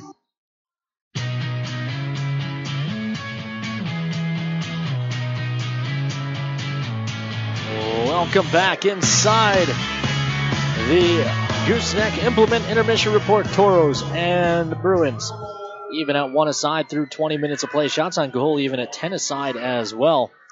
So this one couldn't be much closer. Each team with one power play opportunity. The Toros still have 23 seconds left on theirs. They'll carry that over to the start of period number 2. We've already taken a look around the rest of the NAHL. Let's take a look around the rest of the hockey world. Notre Dame leads Michigan 2-1 in Division I play. Cornell 6-1 over Princeton. Both of those games are in the third period. Miami, Ohio, and Christian Mose lead Denver 2-1. Omaha at North Dakota. They're just underway. Mason Morelli out with injury for Omaha. Casey Johnson good to go for North Dakota. Ohio State leads Michigan State 4-0 in Big Ten play. Michigan Tech 3-0 over Boston College. Penn State leads Wisconsin as we're back in the Big Ten. Now a 4-0 lead for the Nittany Lions. Colgate and John Snodgrass and Tyler Jeanson trail Quinnipiac 3-1. Yale leads Massachusetts 3-2. St. Louis and Canisius, they're even 3 aside. Harvard and RPI 3-0 in favor of the Crimson. Union leads Dartmouth 3-0. Mercyhurst and Air Force, they're scoreless. Brandon Wildung, of course, at Mercyhurst. Northeastern and Ryan Ruck 2-1 over Bentley. American International and Holy Cross, it's AIC leading that one 2-0. They're in the third. In the third at Niagara, where Jared Brandt goes, and Sam Foose was attending first semester before returning to play junior with the Toros. They are even 3-3 with RIT with 15:28 to play here in the third. UConn leads Merrimack 2-1. Bemidji, future home of Alex Adams, they lead Lake State, future home of Jack Roble, 2-0. Their early third there. Vermont trails UMass Lowell 5-0. Games not reporting scores. That's because they're not yet underway. Out west, it's MSU Mankato at Alaska, Anchorage, Alabama Huntsville at Alaska, Fairbanks. And at Date Tolvanen in northern Michigan, we'll see Jake Clifford and Johnny Walker at Arizona State. That one gets going, well, it should be underway. It started at 7:30 our time. In the World Juniors, it was the U.S. men capturing bronze this afternoon with a big 9-3 win over the Czech Republic. And in the first period of the gold medal game, Canada and Sweden are still without a score. Looking at the NHL board, Penguins at Islanders 3-0 in favor of the Gwins. Sharks lead the Senators 4-2. That one's mid-second. Also mid-second, the Wings over the Panthers 2-0. Jets lead the Sabres 2-1. That one obviously not in Buffalo as the gold medal game is going on in Buffalo. And it's the Golden Knights at Chicago leading my beloved Blackhawks 1-0. before this one, had a chance to sit down and talk with Fritz Belisle. It was his hit along the near side wall and subsequent gaining of the puck that set up Talbot's goal. We'll let you give that a listen now. With forward Fritz Belisle. Fritz, you've popped a few in lately and seem to be finding your role. You feel like you've adjusted to the junior life? Yeah, for sure. I've adjusted to this level of hockey, and I'm enjoying myself right now. You know, watching the last few games, you've had a few big hits that I think were whistled as penalties that looked like pretty good hits on replay. Does that frustrate you at all when you're trying to bring that physicality to the game and maybe getting some calls against you that probably don't deserve to be called? I mean, it's a little frustrating, but it's not going to change my game, so I'm going to keep doing it. And if they're going to call it, then I'm sure Marty will try and stick up for me as much as possible. But otherwise, just try and keep it as clean as possible. Is that an element of the game that you try to bring, that physicality? Yeah, I like playing physical. Anything to get the guys going and on fire, especially playing that body down low or anywhere on the ice. I really like the part of that game. You're here now halfway through the season. Overall, do you think you found your role on this team? Yeah, for sure. Third, fourth line guy on the PK, I think is my big role. And when I get those scoring opportunities, hopefully net all of them. So. Last question for you. We're 30 games in, 30 games left, second half of this season. Do you have any personal goals for the second half besides team success? Just for myself, just keep helping the team out, producing as much as possible, and getting in that first or second spot for the playoff run would be pretty cool. All right, I'll let you go. You're ready. Thanks. Thank you. Once again, that's Toros forward Fritz Belisle. He helped set up Talbot's third of the season earlier. We'll hear from Talbot during the second intermission. One thing I like, the maturity and the trust that the Toros forward has in his head coach to stand up for him. I like that he said he's not going to change his game, and I don't think we need him to. Fritz brings a physical presence that maybe some of the other players don't, and it's nice to have that element, and you certainly don't want him getting gun shy, because the officials had a few bad calls against him last weekend. That will do it for the Gooseneck Implement Intermission Report. When we come back, it'll be the start of the second period. Toros will be on the power play for 23 more seconds. We'll see if they can convert after these messages here on the Minotauros Network. All in one place, you can get a fabulous coffee, the best burger in town. Arrange a meeting for up to 30 people and begin your next trip, whether business or vacation. It's Minot's newest, most architecturally beautiful, versatile structure, the Minot International Airport. The Trestle Tap House and Cafe with Caribou Coffee and customizable meeting spaces are just a couple of the amenities offered. The Minot International Airport. See the world from home. Your hands are a vital part of who you are, how you work, play, even how you communicate. When injury or illness strikes, the hand team at Trinity Health will be there to help restore full functionality. We specialize in surgical repairs, hand reconstruction, non-surgical interventions, and occupational therapies. Don't let damage or disorder take away your hands. See the hand team at Trinity Health. Trinity Health, reinventing health. I'm here at the year's hottest stag pool party. Put your antlers up! Where? Some poor guy's backyard. These stags are bringing down the house. Seriously, deer are ripping holes in the pool cover. They're trampling patio furniture. And all the damage was covered, thanks to Farmers Insurance. Stag Pool Party, October 27th, 2014. Talk to a farmer's agent. We know a thing or two because we've seen a thing or two. We are farmers. Bum, bum, bum, bum, bum, bum. I'm Toros forward Taylor Lance. Call Miranda Schuler, my billet mom, and your local's farmer's agent at 701-838-8144. Welcome back inside the Spam Can, the Riverside Arena. For the start of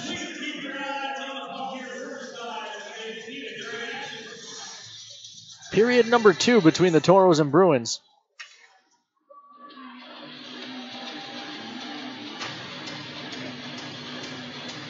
Toros on the power play for 23 more seconds, now working from left to right.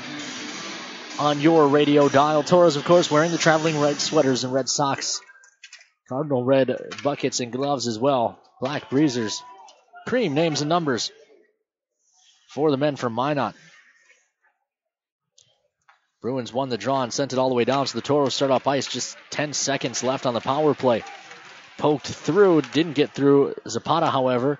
He'll send it all the way down, and that'll do it. Toros fall for 0 for 1 on the man advantage. Puck rolled around to the near side.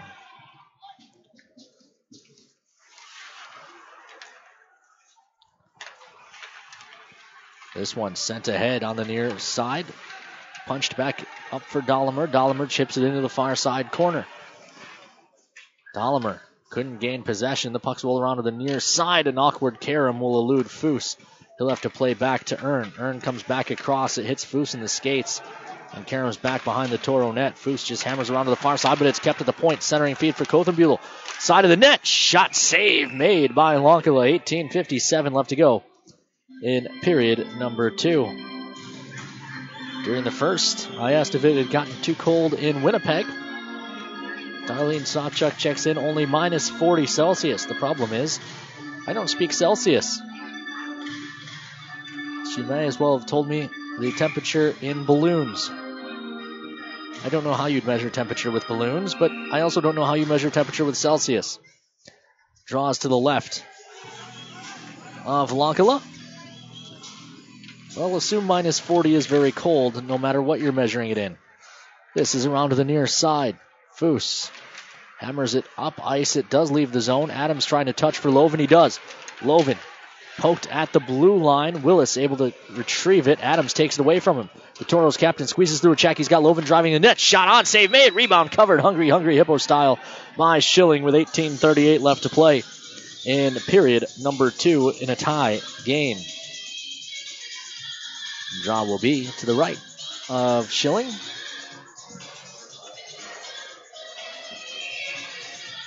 Lance, Belial, Talbot, Foose, and Earn. The quintet out for the Toros. Belial's going to take the draw instead of Lance. It's chipped into the corner. Toros can't retrieve, but the Bruins have iced the puck as long as Foose can win the race, and he does. 18.5 minutes left to go here in the second.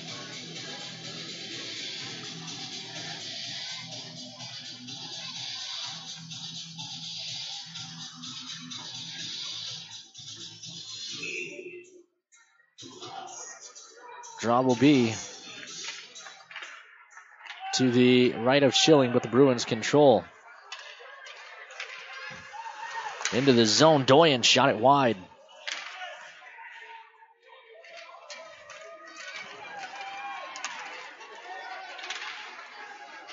Into the zone, but Talbot can't control. Toros have to touch up. Kothenbuhl has it, delayed offside. The whistle goes.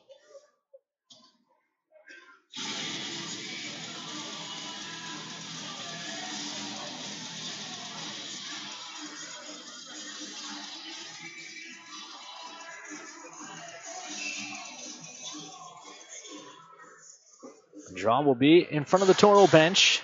Green to take it against Brandt. Justin Brandt, I believe, was an AP player with the Brookings Blizzard last year. Now a member of the Austin Bruins. Quick pass in front. Too hot to handle for Lampa. Puck back in behind the Toro net. Colby Enns ahead. Green looking for help from Lund. Didn't get it, but support came from Colby Enns. Enns, who leads all defensemen with goal scoring, tries to gain the zone. Now one chipped away from him and up off the face of Ryan Green. Toros chase after it behind the net, but the Bruins gather. Lampa ahead for Brandt. Brandt poked free from him by McGinnis. Now hammered in from the neutral zone on net. Save made by Lonkala. Rebound booted along the wall by Lund. Green chases after, but the Bruins control. Played back to the point. Unable to hold the line was Jaden Shields, and he'll regroup in neutral. Chip down into the Bruins zone. Schilling out to stop this. Leaves off to the near corner, and Krenzen ahead to neutral ice where it's chipped in by Zapata in behind the net. Rosenbaum's on it first. He'll bank to the near side. Cole can't corral it. Players cancel, and finally McGinnis finds it. Patiently, McGinnis plays in behind the net. Now Rosenbaum, he'll start up ice. Rosenbaum ahead for Dahlimer, too hot to handle, bouncing puck. Rosenbaum's there in support. Now he'll just try to roll it deep to Dahlimer. Never got there, but Cole steps in, takes it away. Can't dangle through a trio of Bruins, and they'll try to go the other way. Meanwhile, into the zone, Zapata hits the brakes at the hash marks. Now he continues to spin down the wall, spins it around to the far side. Mella plays it back to the point, taken away.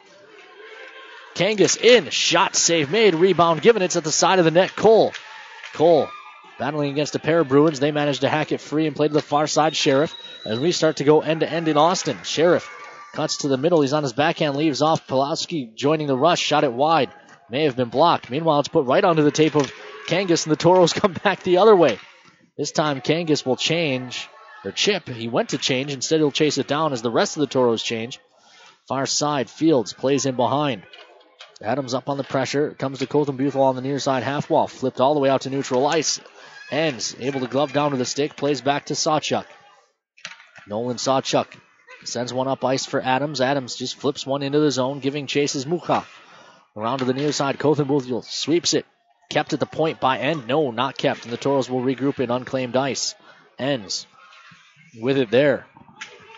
Gets it into the zone before losing the handle. Fields around behind his own net, plays off to the far side. Big collision. Adams delivered a big hit on Mella. Delayed offside. The Toros had to touch up. Now they can pursue. Fields behind his own net. 909 seconds left to go in period number 2. We're even 1-1. Carried ahead by Fields. He'll race straight up the middle. Plays to Kothenbutel. Kothenbutel runs into his own man at the blue line.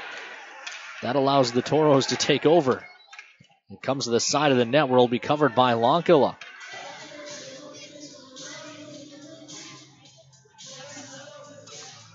Steven Alexander and the Alexander clan checking in.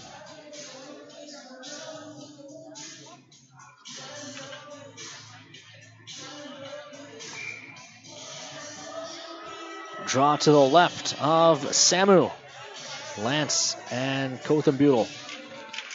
Kothenbutel wins it back. Krenzen down the wall. Awkward carom off the Zamdor. Comes towards the front. Kothenbutel couldn't get it towards the cage, however. Now he plays back to the point and Shields. Shields, long shot. That goes just wide. Far side, Talbot. Talbot eludes trouble. Now turns it over right in front. Kothenbutel shot it wide. Rebound comes to the front. And it bounced in off someone. How did that end up in the net?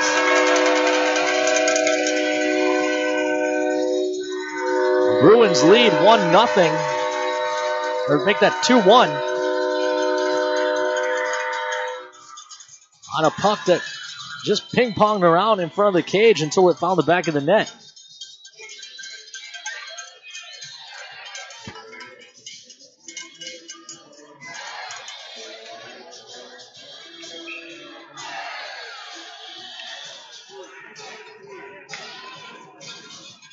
Green and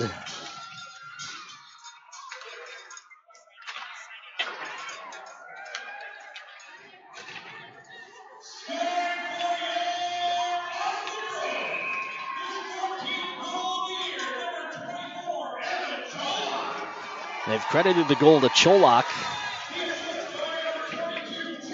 with an assist to Kothenbutel. So suddenly it's a 3-point deficit between Mucha and Kothenbutel for the division's top point man. Brandt and Green on the draw at center. Brandt wins it back. Mishak dumps it into the zone after getting a shoulder from Lund. Far corner they dig by the Zamdor. It squirts around to the near side.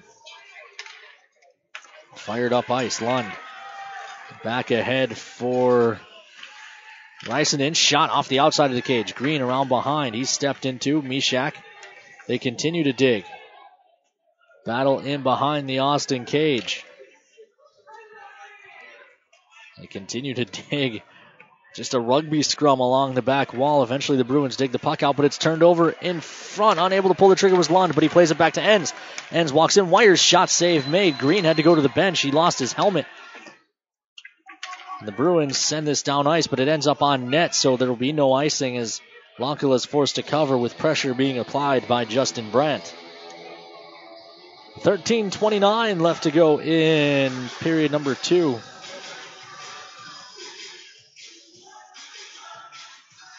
Toros trail 2-1.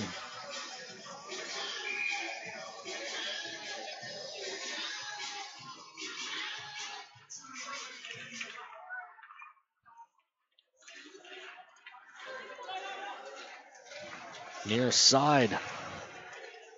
They dig along the wall. Back on it. Ends. Tries the far side. He's able to punch it out to neutral ice. Not much farther. They come across for Fields. Fields dumps that into the zone, and it goes for icing.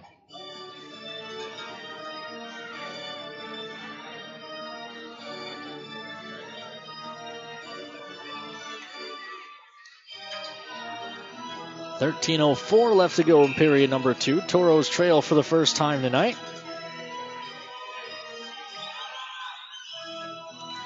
Adams wins it back, but he split the D, and they'll have to retreat and retrieve.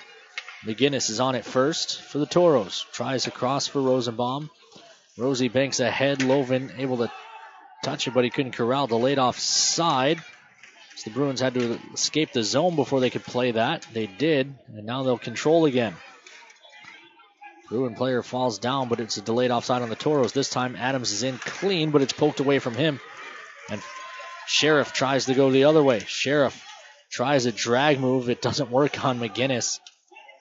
And the Toros start up ice. McGinnis on the far side. Gains the red line and chips it into the bench for a whistle. 12:23 to go here in period number 2.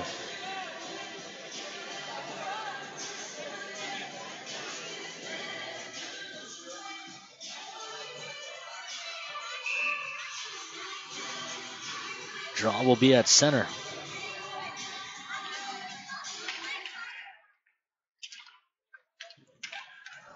Into the zone. Doyen, shot save made, rebound given. Foose cleans it up and plays it over to the far side for Kangas. Kangas off the wall. Plays it out to neutral ice. Foose is there. Foose will dump it cross corner. Kangas gives chase. Kangas lost a battle and the Bruins try to come the other way. Puck up to the red line. Kothenbuthel dumps it. Cole got a big piece of him. Side of the net. Cole. Into the corner on the near side. They dig 2x2.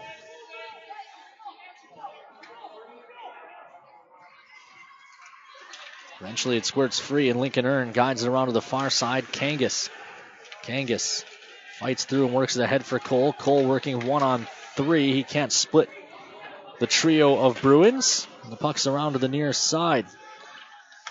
Cholak touches ahead. Dahlimer couldn't quite take it away. They'll race the other way.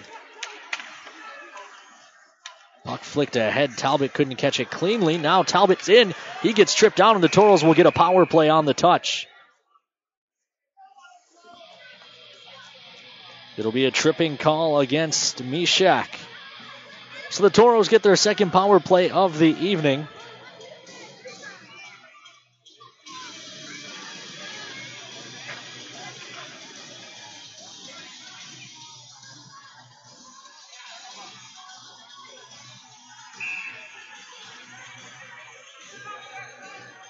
Adams, Loven, and Mucha in front of Sachuk and Foose.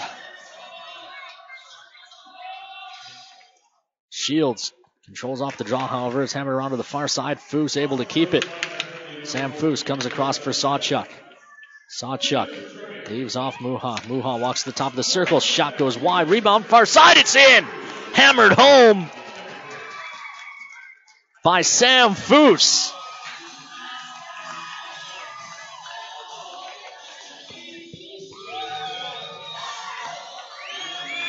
Lots of cheering. As always, a lot of fan support for the Creaming Cardinal in Austin. Just a few hours south of the cities. Players' families occasionally fans make the trip from Minot.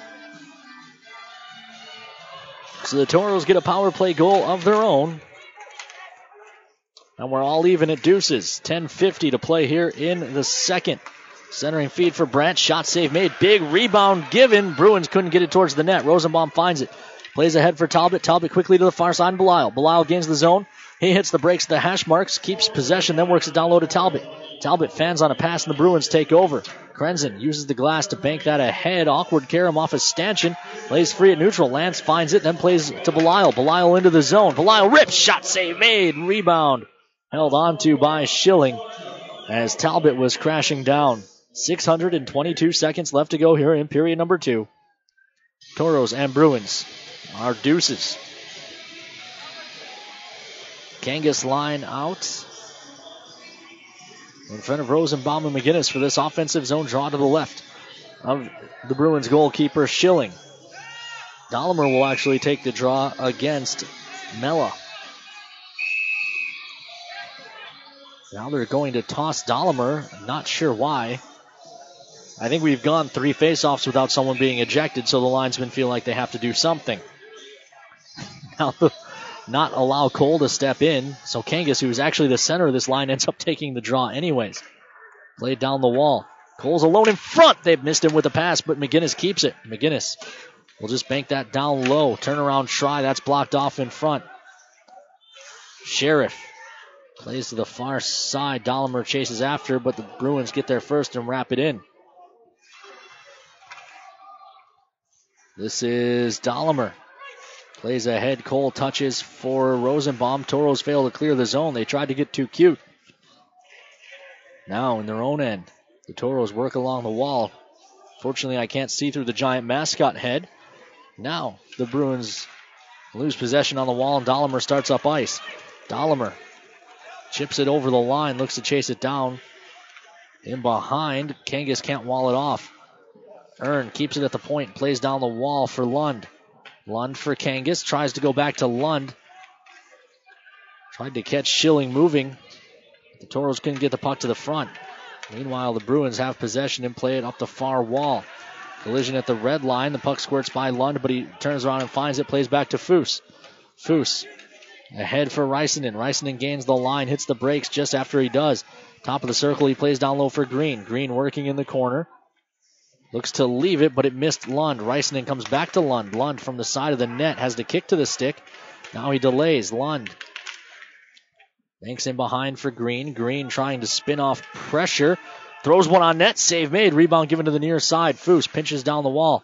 Rings it in behind. Green's tied up there. Foose looks to battle for it. Bruins can't chip out to neutral ice, but both Toros defensemen pinched. Reisanen had it hit him. He couldn't find it. In behind. Koldenbuthel couldn't even pull the trigger. May have been a subtle hook there by Lund. Not sure. Krenzen drops back down low to Doyen. Doyen in behind for Sheriff. Sheriff working with Doyen, a 2-man game eventually. Doyen looks up top to the point. Petrick, long shot. That was well wide. Rebound comes to the near side and Sheriff. Sheriff from the near circle has his shot blocked by Sam Foose. Meanwhile, Goldenbuhl looks to give. That was dangerously close to too many men. Shot never got through traffic. 8 minutes left to go here in the second. Up top, Goldenbuhl chips down the wall. Krenzen chases after into the corner. Green played the body. Foose ties a man up. The puck was in the referee's skates. It squirts to the front. No one able to pull the trigger. Bruins changing while on the attack. Like Bismarck, this is a rink that's easier to do it because the penalty boxes and score box are between the benches, which puts your bench halfway into the offensive zone in the second period. Meanwhile, Toros able to chip that out to neutral ice. They can only change a couple. Bruins can't get onto the attack quick enough, however, and that forces them to have to dump it in, I should say. Far side, Shields keeps it. Long shot, tipped wide. Rebound to the near side, Alex Adams. Lost the handle, Cholak. Leaves off far side, Shields. Shot save made. Rebound given to the near side. Toros need a whistle or a clear. Players out there are just dead. Foose is exhausted. Meanwhile, it's ahead. Reisanen missed Adams with the pass, and that'll go for icing. The Toros won't be allowed to change. I got to think Is Marty Murray going to use his timeout? It appears he will not. 6:50 left to go, period number 2. We're all tie at 2.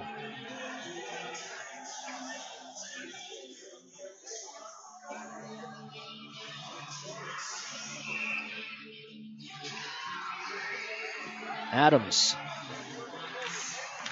on the draw, controlled by the Toros. Swept around to the near side. Green hit hard. Sawchuk battling. Green finds the puck. Plays in the middle. Rysonen comes across for Adams. Alex Adams delays, and now he'll chip it in so the Toros can complete their change. Hammered around to the near side. Lampa plays ahead. Lovin gets taken down awkwardly, and the puck's ahead.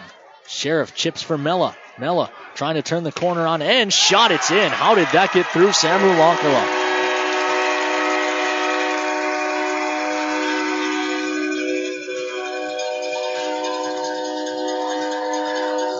That's just a heck of a shot.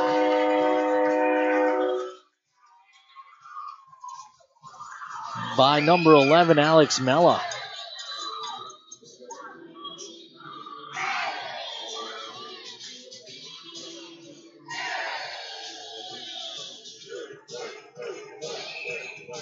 Draw will be back at center after the goal. 6:16, a palindrome on the clock left to play here in period number 2.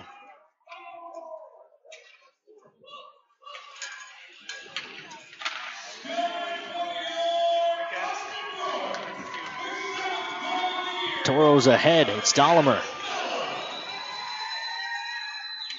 Krenzen couldn't stop.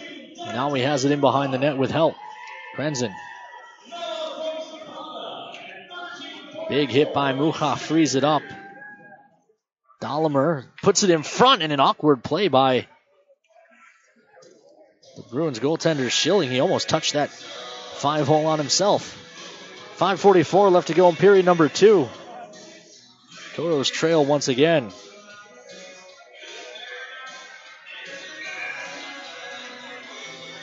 Lance line out. He'll take the draw against Brandt.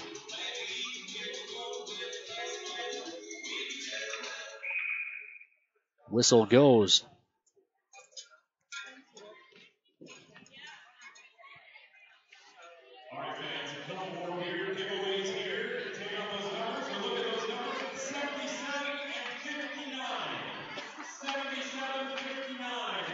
Toros control off the draw in the offensive zone. It's spun down low for Lance. Lance couldn't hang on, however. It's banked back to the point. It never got through to McGinnis. And Dom. This is down into the corner. Walled off by McGinnis. Puck squirts in front. Brandt couldn't settle it down. Pushed back to the point. Pulaski walks in. Looking for an angle. Doesn't have one. Now he shot it off traffic. He was trying to bank that in. Now a clear goes off the glass and into the Bruin bench, so everyone will be allowed to change. 5:12 left to go in period number 2. Toros trail by 1.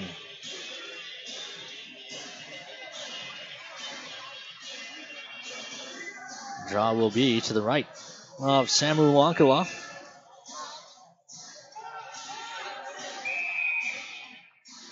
And now they'll toss Pila.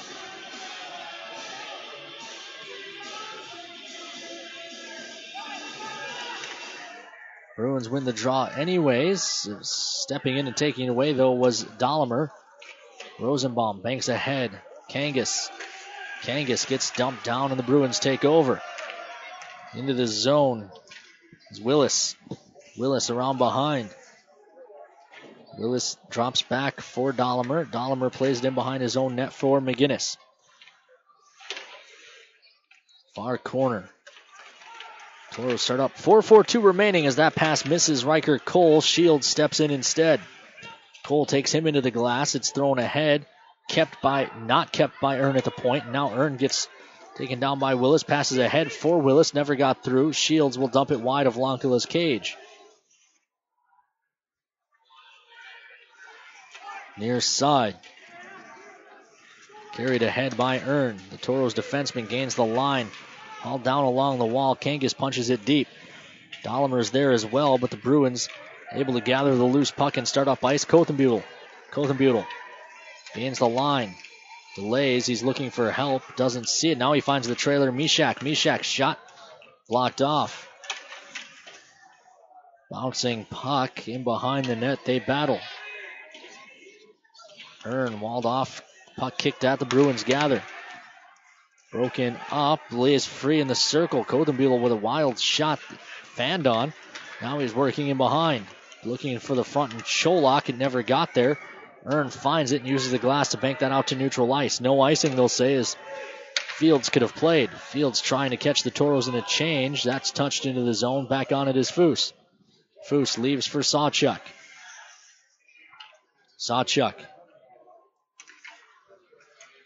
Long stretch pass. That missed the intended target. They'll say no icing as Fields took his time getting to it. Up the middle. Zapata bailed on a hit. He heard Lund coming. And now we'll have to fight to keep the puck. Green takes it away. His dump in doesn't get through Mishak. Far side they dig. Schilling stops it.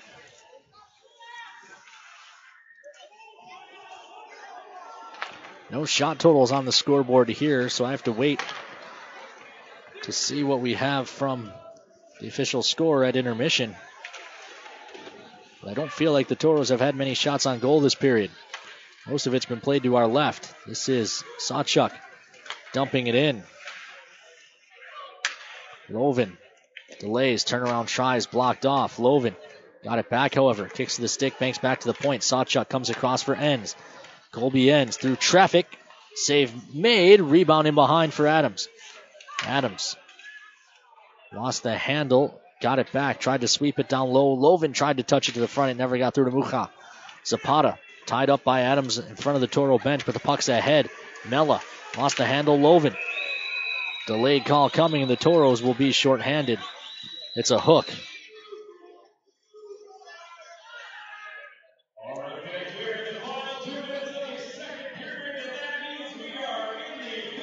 So, who will go?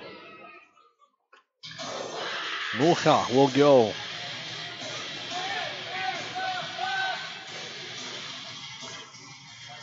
So Miro goes for the hook. And the draw will be in the Toro zone. 1:57 left to go in the second. So that means the Bruins will effectively lose 3 seconds of this power play, because even if it does carry over, chances of them doing something in the first 3 seconds of the third are slim. Of course, now that I said that, Bruins down the wall. McGinnis working in the corner, trying to eat it along the wall. 1:45 left in the power play. Up top, Kothenbutel looks across. They come back across the box.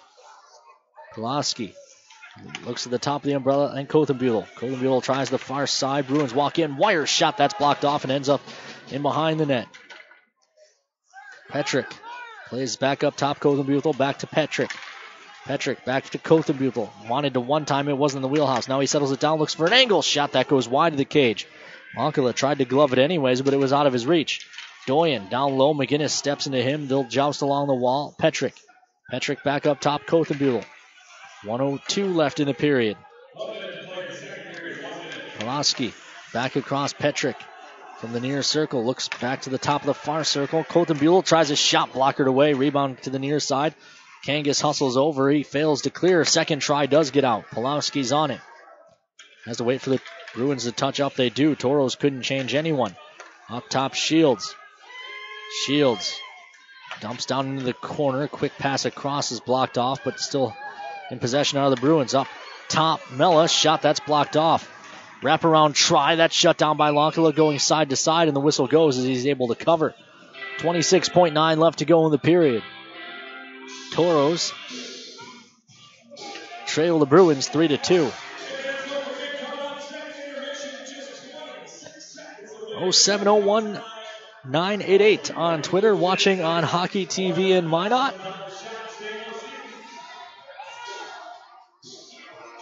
Good to have you on board.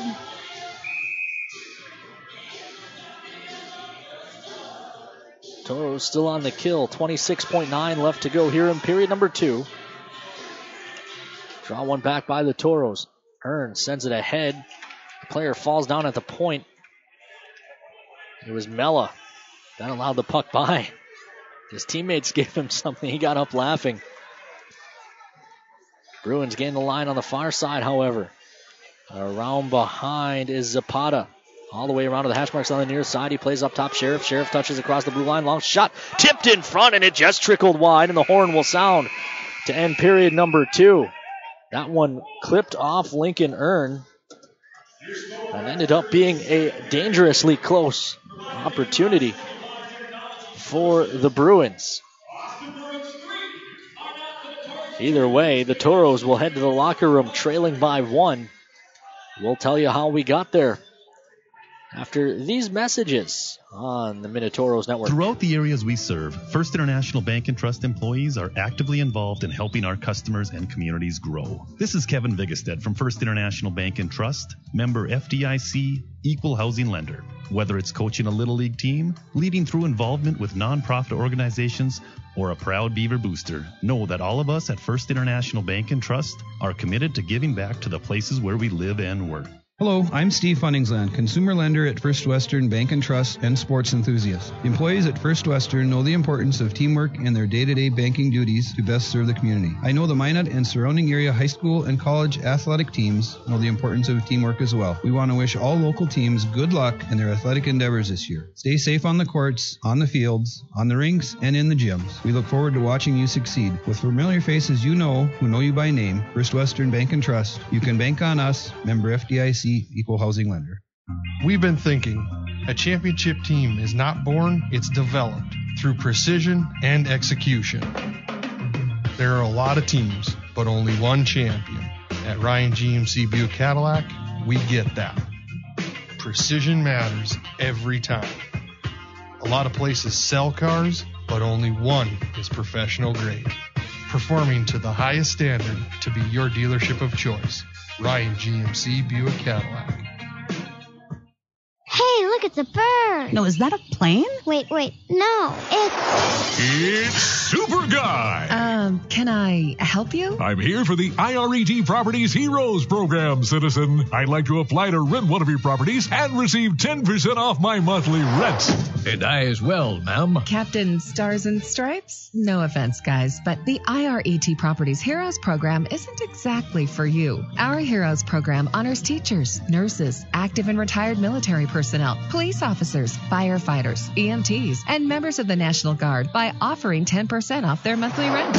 Not even Bat Dude? Not even Bat Dude. But IRET has many properties with competitive rent, plus pet-friendly and outdoor pool options. I'd be happy to help you find a property to suit your needs. That would be super! Go to iretapartments.com or call 837-RENT to learn more about the IRET Properties Heroes program. IRET Properties. This is home. We live in such a fast-paced world. It's always go, go, go. When I'm out for a run, it's my time. It's the best way to start your day. Crossing the line of that marathon, it's the biggest reward you can get. I want my customers to achieve their goals and go above and beyond. I'm Nikki Ladegi, and I'm one of the running experts at Shields. Shields, when it comes to gear and expert advice, we're right there with you in Bismarck, Minot, Grand Forks, Fargo, and Moorhead. The sinister cries haunted Mary through the night. Dawn neared, and still the voice tormented her. She ran towards the safety of her car, flung open the door, and a coyote had somehow gotten locked inside. But the damaged interior was covered, thanks to Farmers Insurance. Coyote Carpool, August 1st, 2015. Talk to a Farmers agent. We know a thing or two because we've seen a thing or two. We are farmers. Bum, bum, bum, bum, bum, bum. I'm Taros forward Taylor Lance. Call Miranda Schuler, my billet mom, and your locals Farmers agent at 701-838-8144.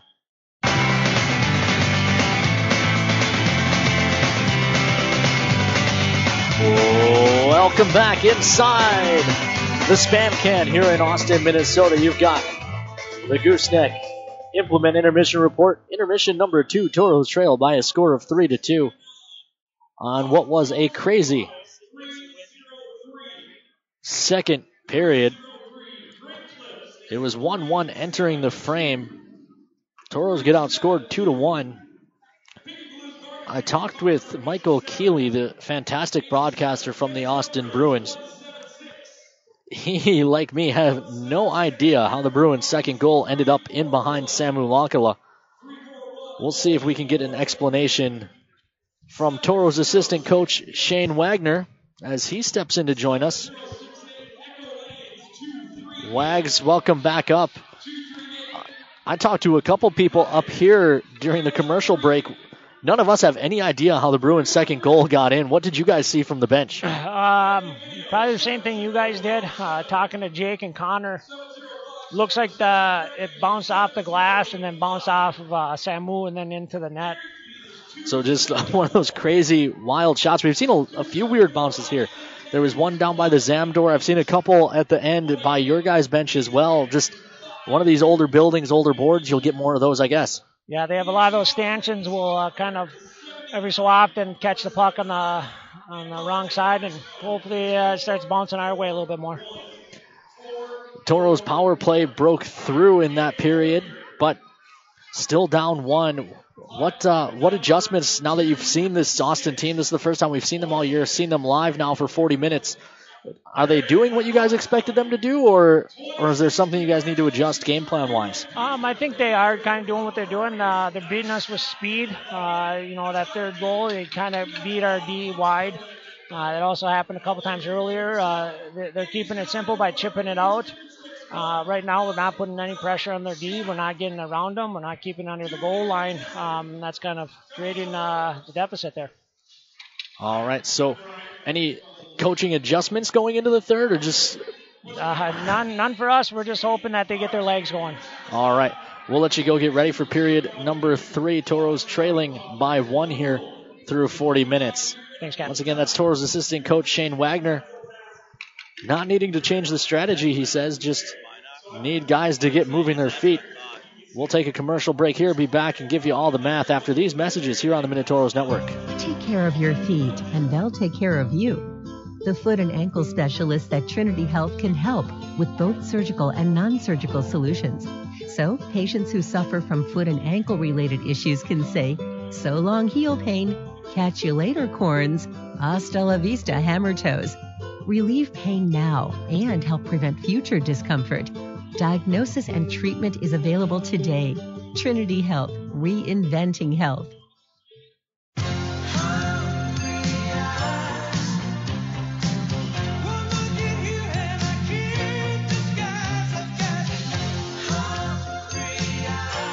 Applebee's 2 for $20. Now that's eating good in the neighborhood. Captain's Cove Seafood Restaurant invites you in for your favorite seafood as well as steak, chicken, and lots of great burgers and sandwiches. The Cove has fish and chips, crab, shrimp, and all-you-can-eat meals. Captain's Cove, where fishing is made easy. 1735 South Broadway in Minot.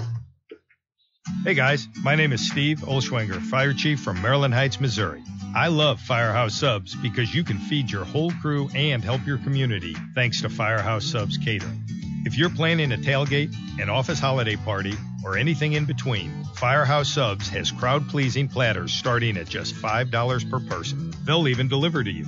And of course, you'll be helping your community because a portion of every purchase at Firehouse Subs goes towards helping first responders in our communities. The more subs folks enjoy, the more Firehouse Subs is able to help save lives. Firehouse Subs Catering. Choose from sub, salad, or dessert platters for your next group gathering. Platters start at just $5 a person. Visit FirehouseSubs.com to find a location near you. Firehouse Subs, founded by firemen. Firehouse of America will donate 0.13% of your purchases in 2017 at all U.S. locations to the Firehouse Subs Public Safety Foundation with a minimum donation of $1 million. For full details, visit FirehouseSubs.com.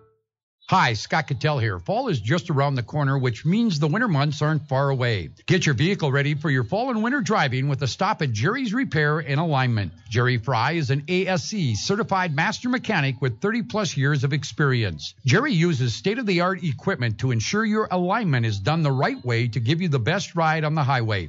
And the right alignment also saves you wear and tear on your tires. Jerry goes the extra mile and will balance and rotate your tires to get you down the road worry-free. And if you need tires, Jerry can also take care of that. And that's not all. Jerry's can handle all jobs, big and small, and works on all makes and models. So make that appointment today. Stop in at Jerry's Repair and Alignment, 1306 1st Street Southwest, or call him at 852-0332 and tell him Scott sent you.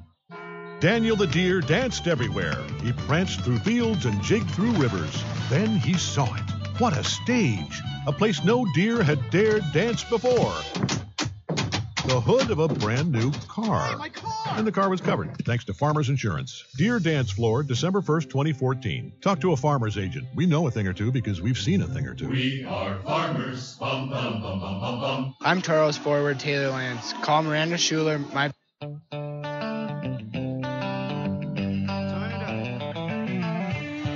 Welcome back inside the Gooseneck Implement Intermission Report. Apologies to Miranda Schuler. Snipped the ad there. Anyways, we're in the second intermission. Toros trail the Bruins by a score of 3-2. We'll tell you how we got there. In the first, it was Michael Talbot scoring his third of the season. Fritz Belisle and Sam Foose with the helpers. That came at 9:06 of the period. Then Kothenbuhl from Cholak and Petrick. That on the power play at the 18-minute mark made it 1-1 after one. Cholak from Kothenbuhl at 5:30 of the second made it 2-1 Bruins. But again, that scoring is anyone's guess. No one in the building really knows how that puck got in behind Samu. They think, at least the Toros bench thinks, that went off the end glass and then off of Samu's back and in.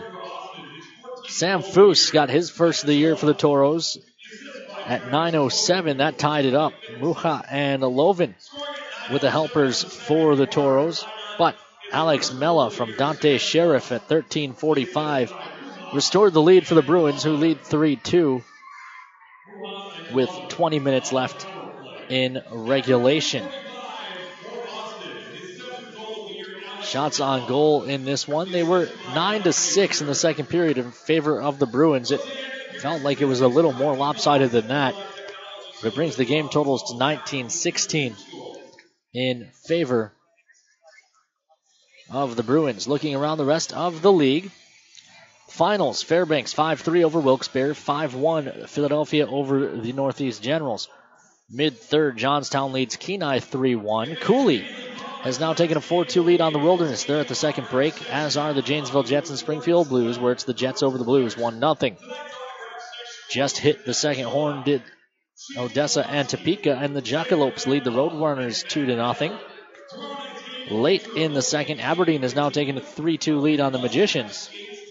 And Lone Star and Corpus, they're even at 2 aside. The league's second leading goal scorer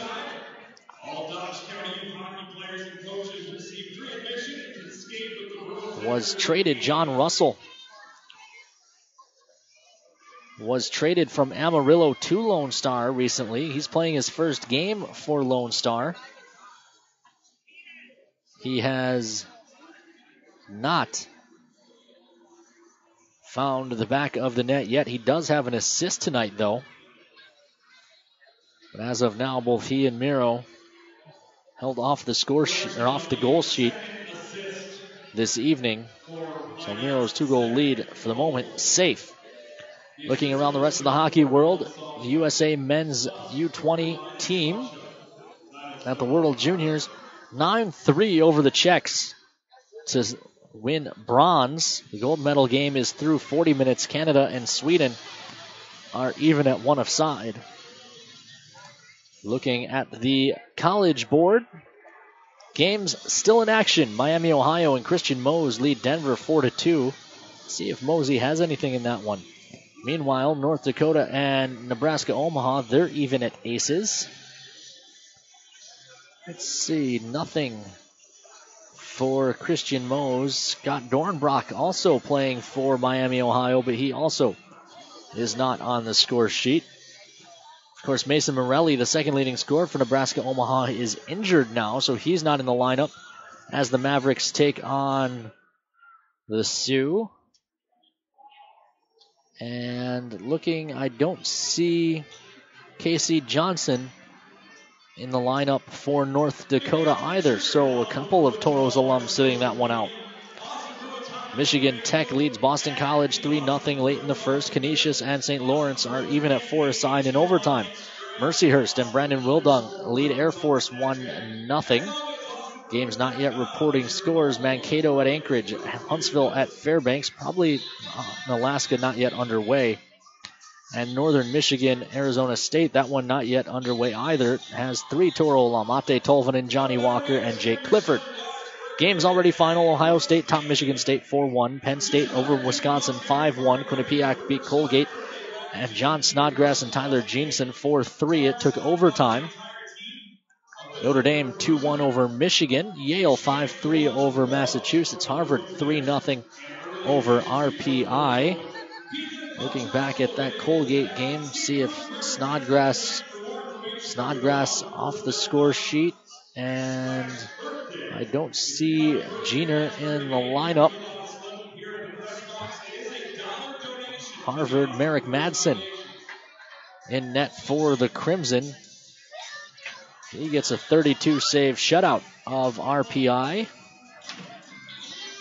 And Max Reisinger, Toro alum, he was dressed for RPI in that one. Obviously, with RPI being shut out, he was held off the score sheet. Northeastern 3-3. That one finishes in a tie with Bentley. Holy Cross falls to AIC 2-1. Niagara and Jared Brandt, who I believe has to sit out for transferring. 4-3 win over RIT. Yukon falls to Merrimack 3-2. Bemidji State, future home of Alex Adams, 3. Lake Superior State, future home of Jack Roble, 0. And UMass Lowell tops Vermont 6-0. Looking at the NHL board, the Penguins over the Islanders 4-0. The Sharks 5-3 over the Senators. Both of those games in the third period. Also in the third period, the Red Wings lead the Panthers 3-2. The Jets lead the Sabres 3-2. That one's through 2. And mid-second, it's the Golden Knights of Vegas 3. The Chicago Blackhawks 1. Before we go, we'll let you give a listen to Michael Talbot before this one. Talbs talks about playing these Austin Bruins. We'll let you give that a listen now. The Toros forward, Michael Talbot. Talbs, first time we get to see Austin this year. You're one of the veteran guys. What do you expect out of this group? I'm hoping we got our best legs out this morning at pregame skate, and hopefully we can come out with a lot of energy tonight, control the pace, and get the job done. You put up pretty good numbers against these guys last year. You expect a similar look from Austin this year as well, or new coaching staff, a lot of turnover with their roster as well? Do you really know what to expect yet? Yeah, I'm not too sure what to expect yet. We know they're ahead of us in the standings, so we know every night's going to be a test in our division. Just going to have to come out and play hard. Austin's had a pretty strong power play so far this year. Is that something you guys talked a little extra about this week, staying out of the box? Yeah, discipline's been big for us. We got to try to stay out of the box, like you said. And but even though we might take a penalty here or there, we have confidence in our PK to get the job done. All right, second half of the year for you, last year of junior. Any personal goals down the stretch besides team success? I don't know. I just try to get on the score sheet as much as I can, but ultimately hope the team wins and can string together first place finish the second half. All right, I'll let you go get ready. Thanks. Thanks, Ken. All right. Once again, that's Toros forward Michael Talbot. Talbs has the first goal of the night for the Toros. He had a 2-goal game against the Bruins last year. It'd be nice if he can pull that feed off again and draw the Toros even. We'll find out if he can after these messages here on the Toros Network. All in one place, you can get a fabulous coffee, the best burger in town. Arrange a meeting for up to 30 people and begin your next trip, whether business or vacation. It's Minot's newest, most architecturally beautiful, versatile structure, the Minot International Airport. The Trestle Tap House and Cafe with Caribou Coffee and customizable meeting spaces are just a couple of the amenities offered. The Minot International Airport. See the world from home. Your hands are a vital part of who you are, how you work, play, even how you communicate. When injury or illness strikes, the hand team at Trinity Health will be there to help restore full functionality. We specialize in surgical repairs, hand reconstruction, non-surgical interventions, and occupational therapies. Don't let damage or disorder take away your hands. See the hand team at Trinity Health. Trinity Health, reinventing health. Hey guys, my name is Steve Olschwenger, Fire Chief from Maryland Heights, Missouri, and I love Firehouse Subs. Take their meatball sub, for example. It's loaded wall-to-wall with Italian meatballs and a zesty marinara with melted provolone on a toasted roll. And when I say take their meatball sub, I mean it. Grab a medium meatball sub combo to go right now, just $6. But don't forget, the reason Firehouse Subs is driven to make the best subs anywhere is simple. The more subs you enjoy, the more they're able to help save lives, because a portion of every purchase goes towards first responders in our communities. The Firehouse Sub Meatball Sub Combo. Medium meatball sub, your choice of chips and a 22-ounce drink. Get it hot and ready in our to-go box, now just $6 for a limited time only. Order online now at firehousesubs.com. Firehouse Subs, founded by firemen. Firehouse of America will donate 0.13% of your purchases in 2017 at all U.S. locations to the Firehouse Subs Public Safety Foundation with a minimum donation of $1 million. For full details, visit firehousesubs.com.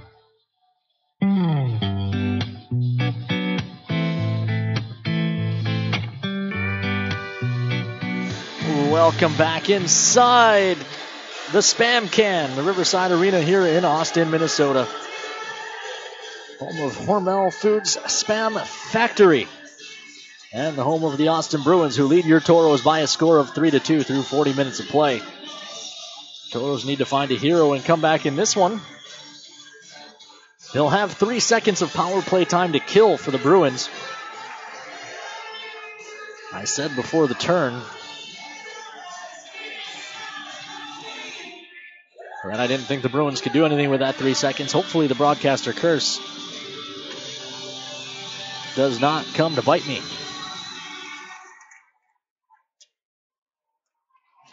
It does not, as the power play has expired for the Bruins and Mukhaz released from hockey jail. Adams touches that ahead. Bruins continue to backpedal in their own zone, working the wrong way. They fire this one up the glass. Rosenbaum couldn't keep it. Lance able to slow up that rush enough, but Sheriff's driving the net. Shot goes up and over. Rebound to the near side, thrown on net in a hungry Hippo style cover by Samu Lankila. It brings a whistle just 28 seconds into period number 3. Draw will be to the left of Lankila. Sporting those new black, red, and white pads. Not sure if Santa left those under the tree. He had the blocker and the catching glove before Christmas. So maybe it was just a delay in breaking the new leg gear in. This shot gets deflected wide. It's still controlled by the Bruins. Lampa working on the near side, dogged by Dahlemer. It's taken away by Colby Enns. He plays off to Nolan Sawchuk. Saw to the far side. Riker Cole tries to flick one into the middle for Dahlemer. It never got there. Kangas frees it up in neutral ice. Puck spinning on edge. Toros settle it down, and Sawchuk, he gets hit hard as he tries to gain the zone by Fields. Near side, they'll dig along the wall.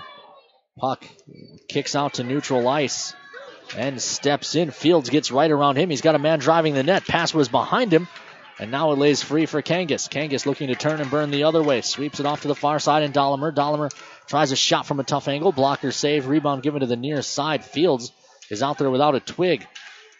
Toros control. Sam Foose.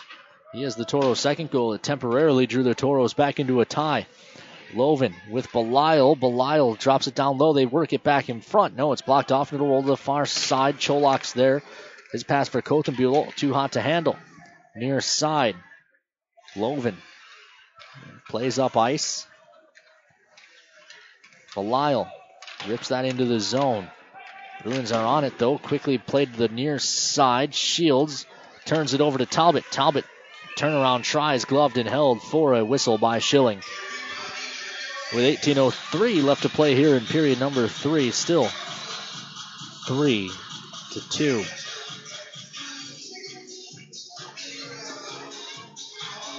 Rosenbaum and Green having a discussion. Perhaps the Toros trying to set something up off the draw. Green will take it. Rosenbaum is on the near side glass at the point. Green gets tossed from the draw, however. They won't let Lund step in. Rysanen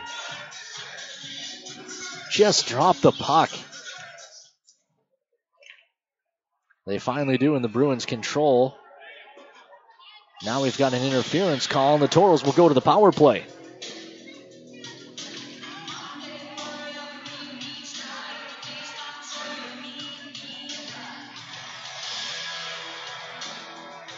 So the Toros get a power play down one. They're already have a power play goal on the evening. 1 for 2 are the Toros on the power play.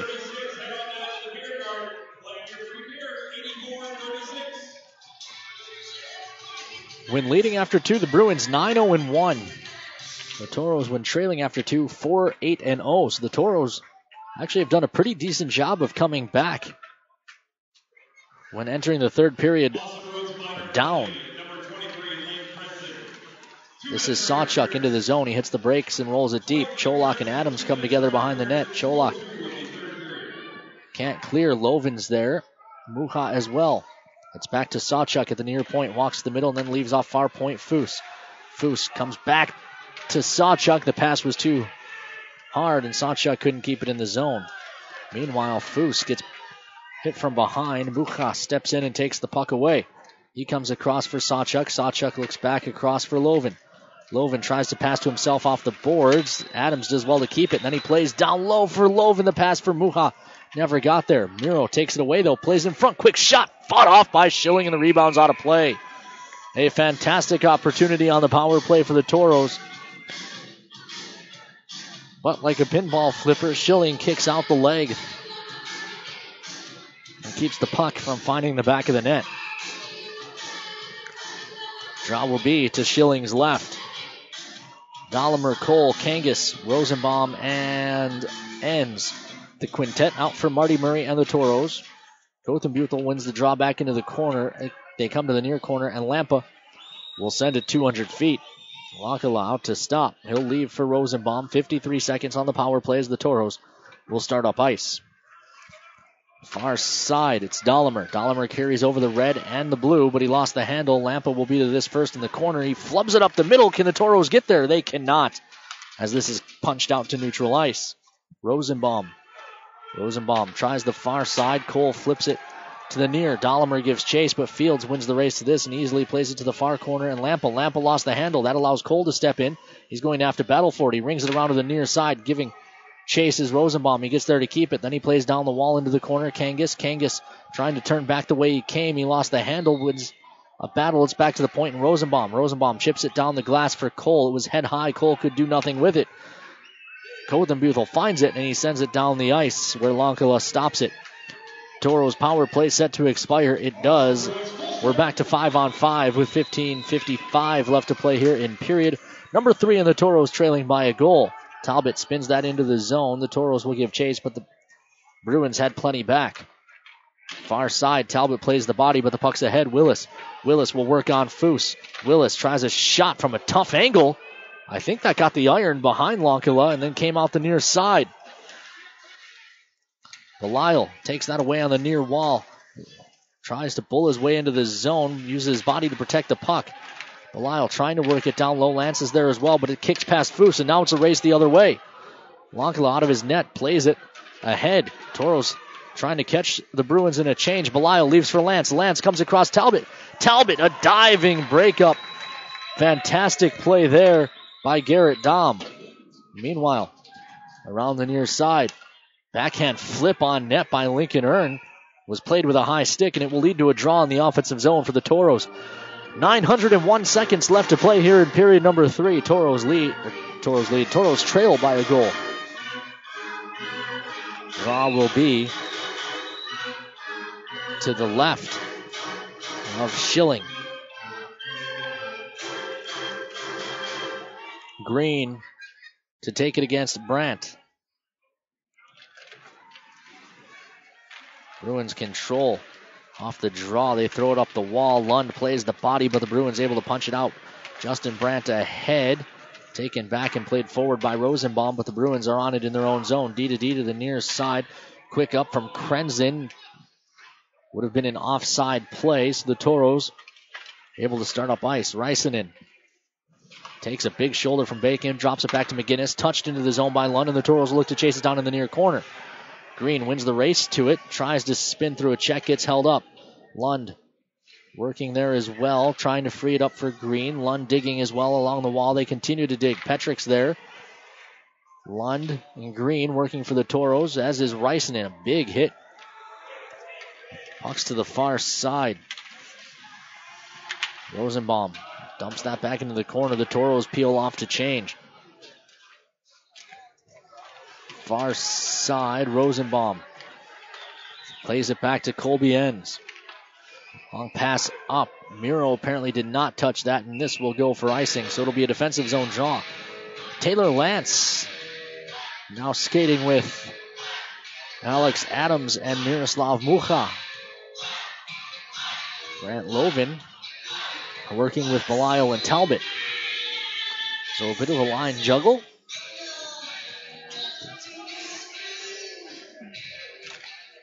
Bruins win the draw back. It was Kothenbuthel to Shields. Shields chips down the wall. They dig in behind. Cholak plays it back in behind Doyen. Doyen works the cycle with Kothenbuthel. Lance ties him up. Stepping in is Rosenbaum, but he lost the battle. Cholak tries to wrap it around. Save made by Lonkala. Colby Enns tries to start the Toros the other way. Miro chips it to the far side. Alex Adams with speed looks back in the middle. Miro bats at it as he's spinning, and Cholak able to cover. And now Cholak has Taylor Lance in a headlock. I misspoke. It was Schilling who covered. Cholak was the one trying to choke the life out of Taylor Lance. 13:26 to play in period number 3. I imagine you won't see the Toros retaliate much, as right now every power play opportunity is golden. Wouldn't want to spoil that for the quick fun of throwing a punch back. Draws to the right of Schilling, controlled by the Toros. Kangas working along the wall, getting a rough ride. It gets back to Sawchuk. Sawchuk punches it deep. Fields looks to leave it. Kangas steps up, takes it away. Kangas getting worked over by a pair of Bruins. Again, they dig along the wall. Cole comes out with it. Shot blocked. Up and out of play for a whistle. 13:06 left to go here in period number 3. Toros trail by 1.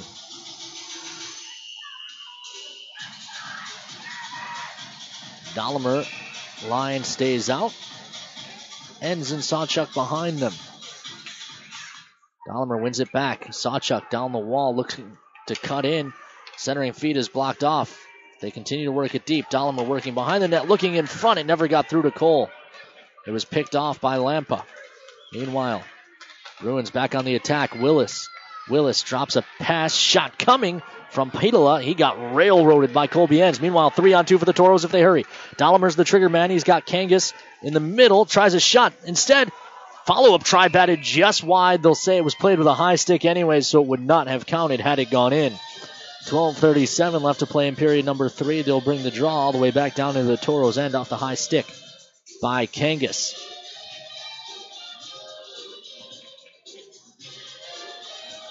Lovin, Belial, Talbot, Foose, and Earn. Zapata to take the draw for the Bruins. Draw one back by the Toros. Lovin. D to D off the draw. Foose is forced to turn. He'll sauce it back across to the near side, and Earn. Earn looks up the middle. Lovin with a quick pass ahead finds Belial. Belial, he'll chip it down into the zone. The Toros will chase after it. Correction, that was Talbot. This is Belial in the near corner chasing after. Talbot takes it away with a nifty stick lift. His pass in the middle, however, is taken back, and now Sheriff tries to go the other way. Sheriff tries a shot. It's blocked. The rebound caroms to the far side. Belial chips ahead, not out of the zone. Bruins still on the attack, taken away by Foose. Foose gains the red line and rings it deep. Toros will chase after it. Talbot on the far side wins the battle, then gets held up. Lovin working in the corner. He's got Risenen going to the front. If he can get it there, he cannot, however. Far side, Zapata flips that up and out of play for a whistle. 11:45 left to go here in period number 3. Toros still need to find 1. Ideally 2 before the final horn. Draw will be to the left of Schilling. London Brandt to take it. Linesman will toss both centermen from the draw. Because again, we'd gone 3 faceoffs without someone being tossed. Puck squirts free. McGinnis throws one towards the front. Green didn't see it coming. The deflection would have been a fantastic pass to him had he been aware that it was on the way. Meanwhile, Reisinen frees that puck up. Lund gets rocked. How is that not a charging call? Now this one thrown in on net, stopped by Lonkala. McGinnis will retreat and retrieve for the Toros. Far side, Lund lets it roll to Green. Green comes across. It's into Lund's skates. Lund showing no ill effects from the hit. Gains the line on the near side. Looks to put it deep for Green, but it's blocked off, and Bacon tries to go the other way. Stepping in and taking it away was the Toros. Reisinen. Now Lund on the far side wall. Looks in the middle. Reisinen for Lance. Lance trying to turn the corner. He does. Forced around behind is Lance. He lost the handle. And Pulowski starts up ice for the Bruins. 644 seconds as Lance takes that away. Gains the line does Lance. He has Adams with him, but it's taken away from Lance by Kothenbuthel from behind. Good chop out of midair for Colby Jens, but he flubs it up the middle. That allows the Bruins to gather and dump it deep. Samu Lonkala out of his net stops this and leaves for Nolan Sawchuk for a controlled breakout. 10:22 to play here in period number 3. Toros still looking for the equalizer. Sawchuk. A long pass up ice finds Miro.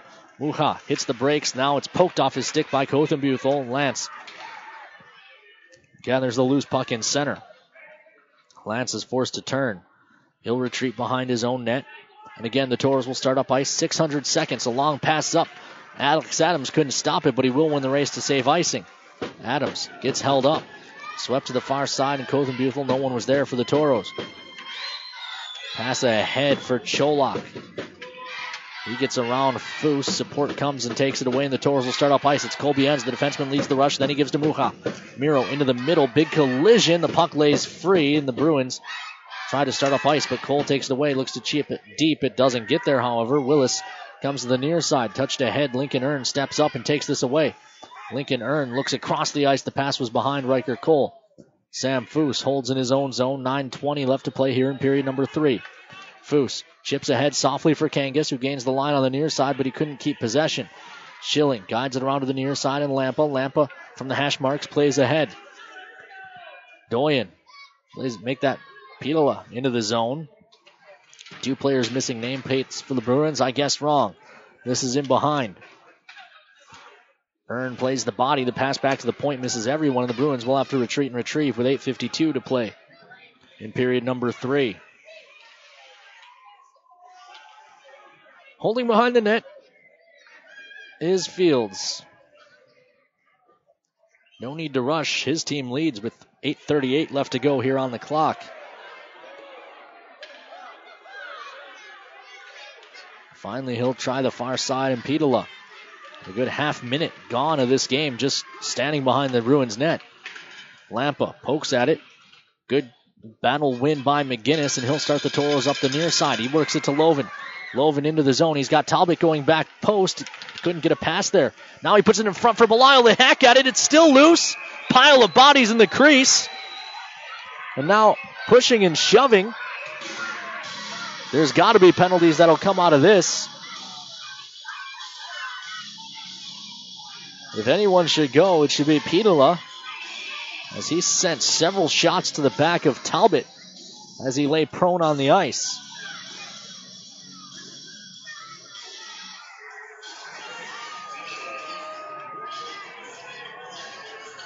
Willis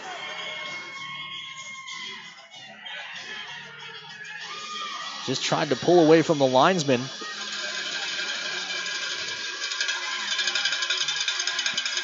So Loven will go for the Toros. He can't be the only one. They've got to be taking Willis as well. There's no way the Toros get the only penalty out of this with 8:08 to play here in the third.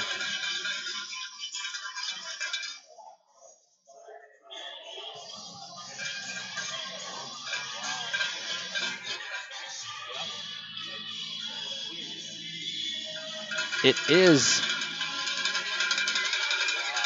only a penalty on Loven. So the Toros will be shorthanded, and that is absolute garbage.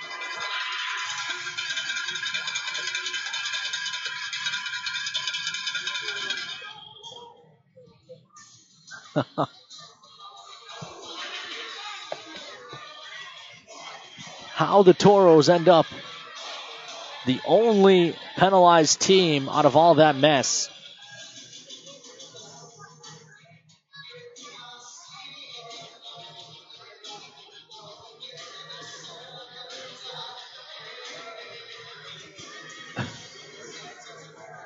Mind-boggling. Absolutely unbelievable.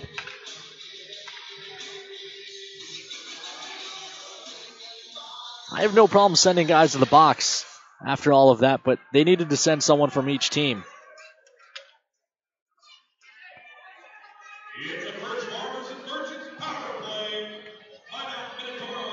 .148 left to go here on the power play for the Bruins as Petrick gains the line on the near side. A huge kill for the Toros coming up as Lankala smothers that at the side of the cage. The errant pass ended up a weak shot on goal. A palindrome remaining on the power play, 141 for the Bruins.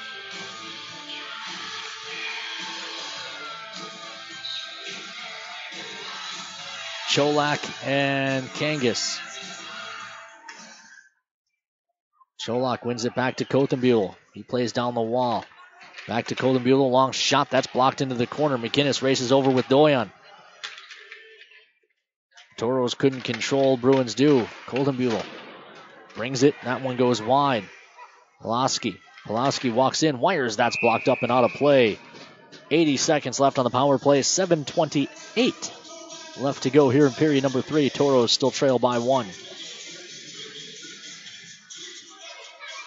Still have no idea how the Toros could be the only penalized team out of that scrum. I believe it was Pitola.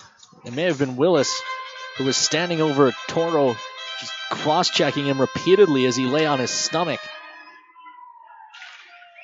That apparently isn't roughing, but whatever Grant Loven did in the scrum was. Good poke check by Keenan Lund. Frees that puck up. Lund is just an animal on the penalty kill all year long. He plays it back to the point. Flips down into the corner by Colby Enns. A shot by Belial's blocked.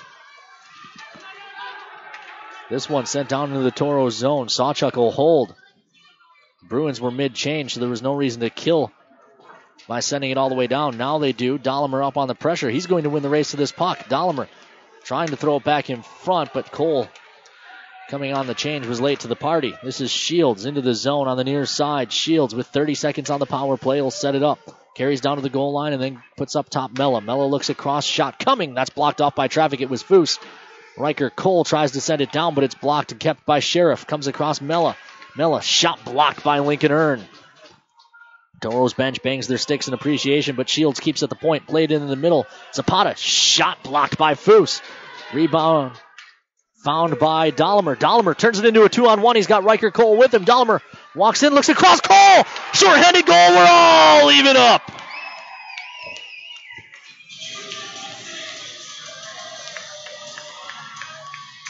Riker Cole from Austin Dahlemer.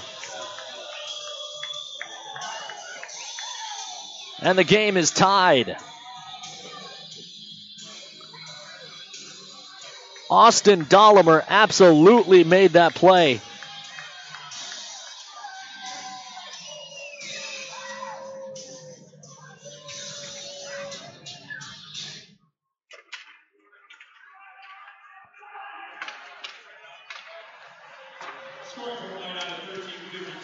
Bruins control. Austin Dahlemer with an absolute hard-working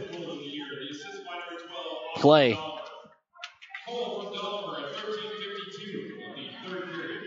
Chipped ahead Adams got a stick on it. Muha gathers possession, tries to work it back to Adams, but it's blocked off. Dom works on Rosenbaum. Rosenbaum forces him to hit the brakes and then blocks his pass across. Muha ahead. Adams into the zone, trying to drag through. He cannot. Near side. Not sure if the goal was officially shorthanded. Meanwhile, the Bruins, the penalty may have expired. Actually, it looks like there was a second left on the power play, so it was a shorthanded goal. Swept to the near side in what is now a tie game. Kicked ahead. Adams touches for Belisle. Belisle turns it back in the middle. Talbot on his backhand. Save made. Nice play by Talbot just to get that on net. Back to Sawchuk. Brings it through traffic. It's tipped up and out of play.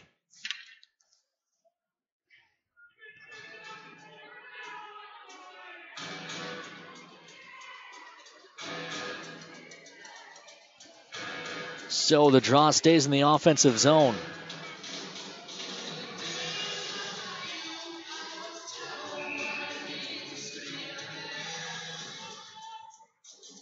Draw will be controlled by the Toros. Ends fans on it as he and Sawchuk have a miscommunication on the play, and the Toros have to regroup in neutral ice. Loven holds. Now he gains the line. Grant Loven fights through. Works down low. Belisle gets hauled down. That allows the puck free to Kothenbuthel. Watched by Belisle. Dumped into the glove of Lonkala, who holds for a whistle. 4:18 to go. Here in the third, we're tied 3-3.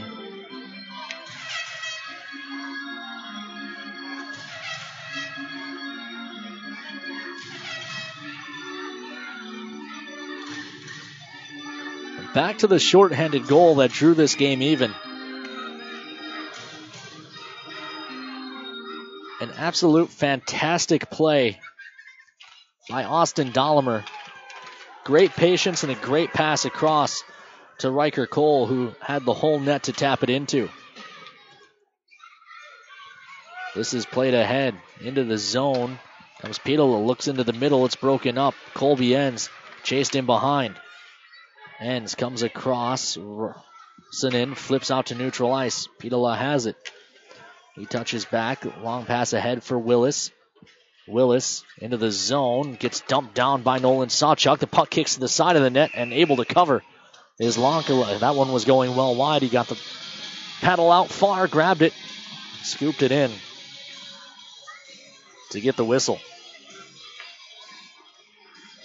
3:44 left to go in regulation. You hate in this tight of a division race to give points away with overtime games, but at this point, considering the Toros were down one coming into the third,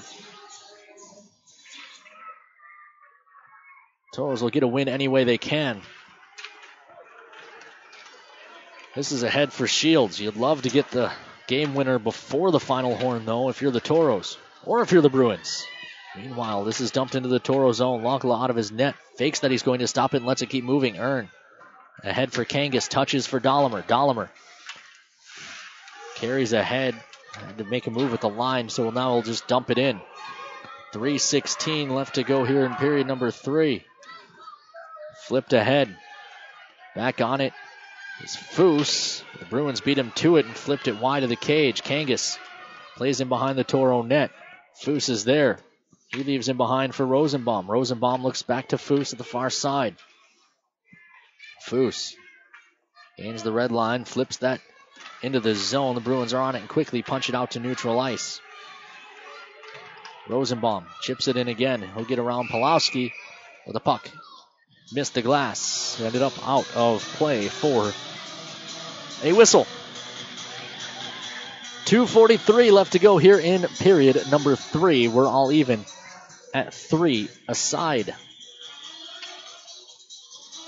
See if we can catch up on how the rest of the division's doing. Oh my, Cooley now 9-4 over the Wilderness, but the Wings still lead the Magicians 3-2, so there is ground to be gained for the Toros. Muha steps in, takes that away. Muha gains the zone. Plays into the middle for Adams. Adams can't fight through. Miro's there. Miro on his backhand flips it wide. Schilling gloved it anyways for a whistle. 2:28 left to go in regulation. Fantastic job by the score crew here in Austin. They're doing shots live. I can tell you, with that shot, the Toros now lead the shot on goal battle 26-25 thanks to a 10-6 edge this period.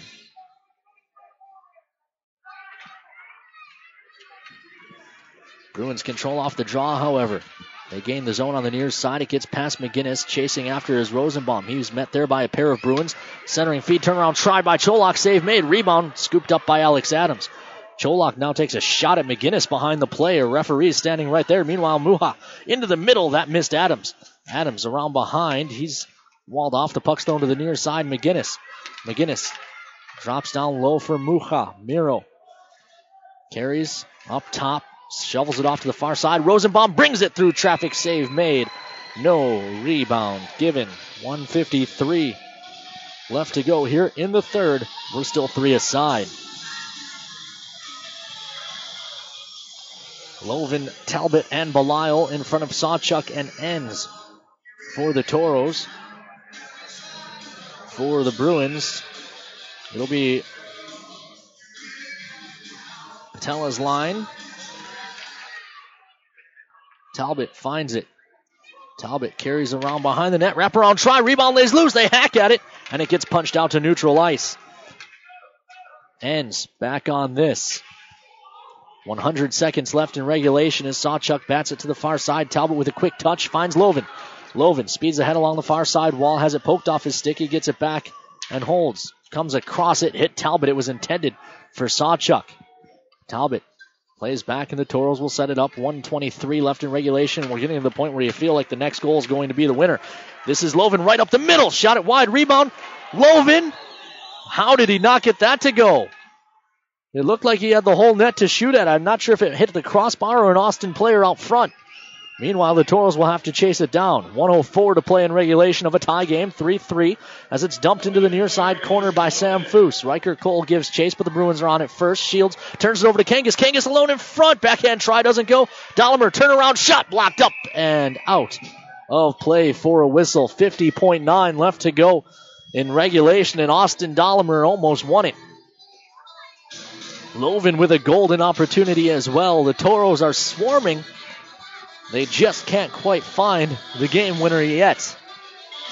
Dahlimer, Cole, and Kangas will stay out. Dahlimer is now centering this line, it seems. He's taken every draw for the last 2 periods. Kangas kicked out to the wing. Dahlimer now tossed, so Cole will step in. Cole plays the body. Puck lays free.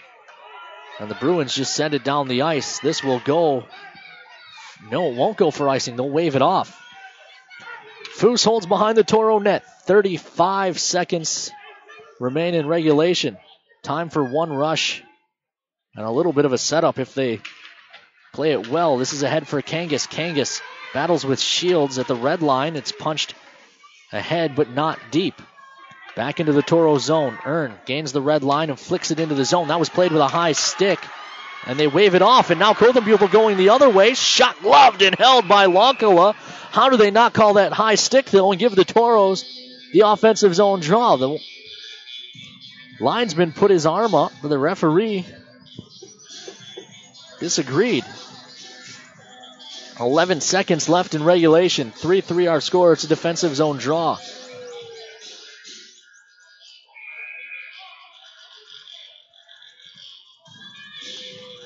Time for the Toros to win a draw and get off ice if they hurry. But the face-off position certainly favors the Bruins here late. They win it back. Petrick plays down the wall. Rosenbaum's going to eat it along the wall. 5 seconds left. Dahlimer out with it. Comes across Muha. 1 second. Muha tees it up. It goes wide. We're headed to overtime.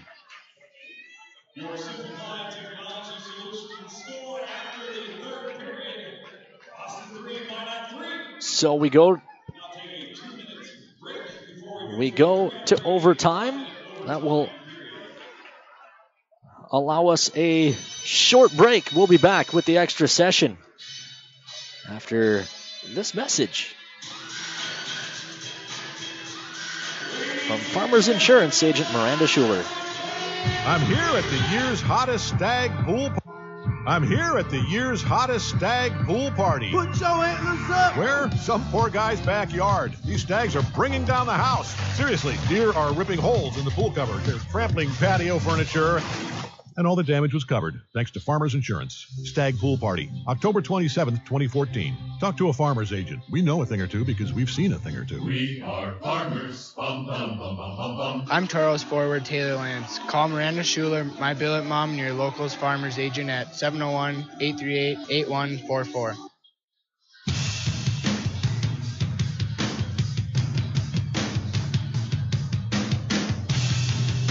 Welcome back inside the Spam Can, the Riverside Arena here in Austin, Minnesota, as we get ready to start the extra session.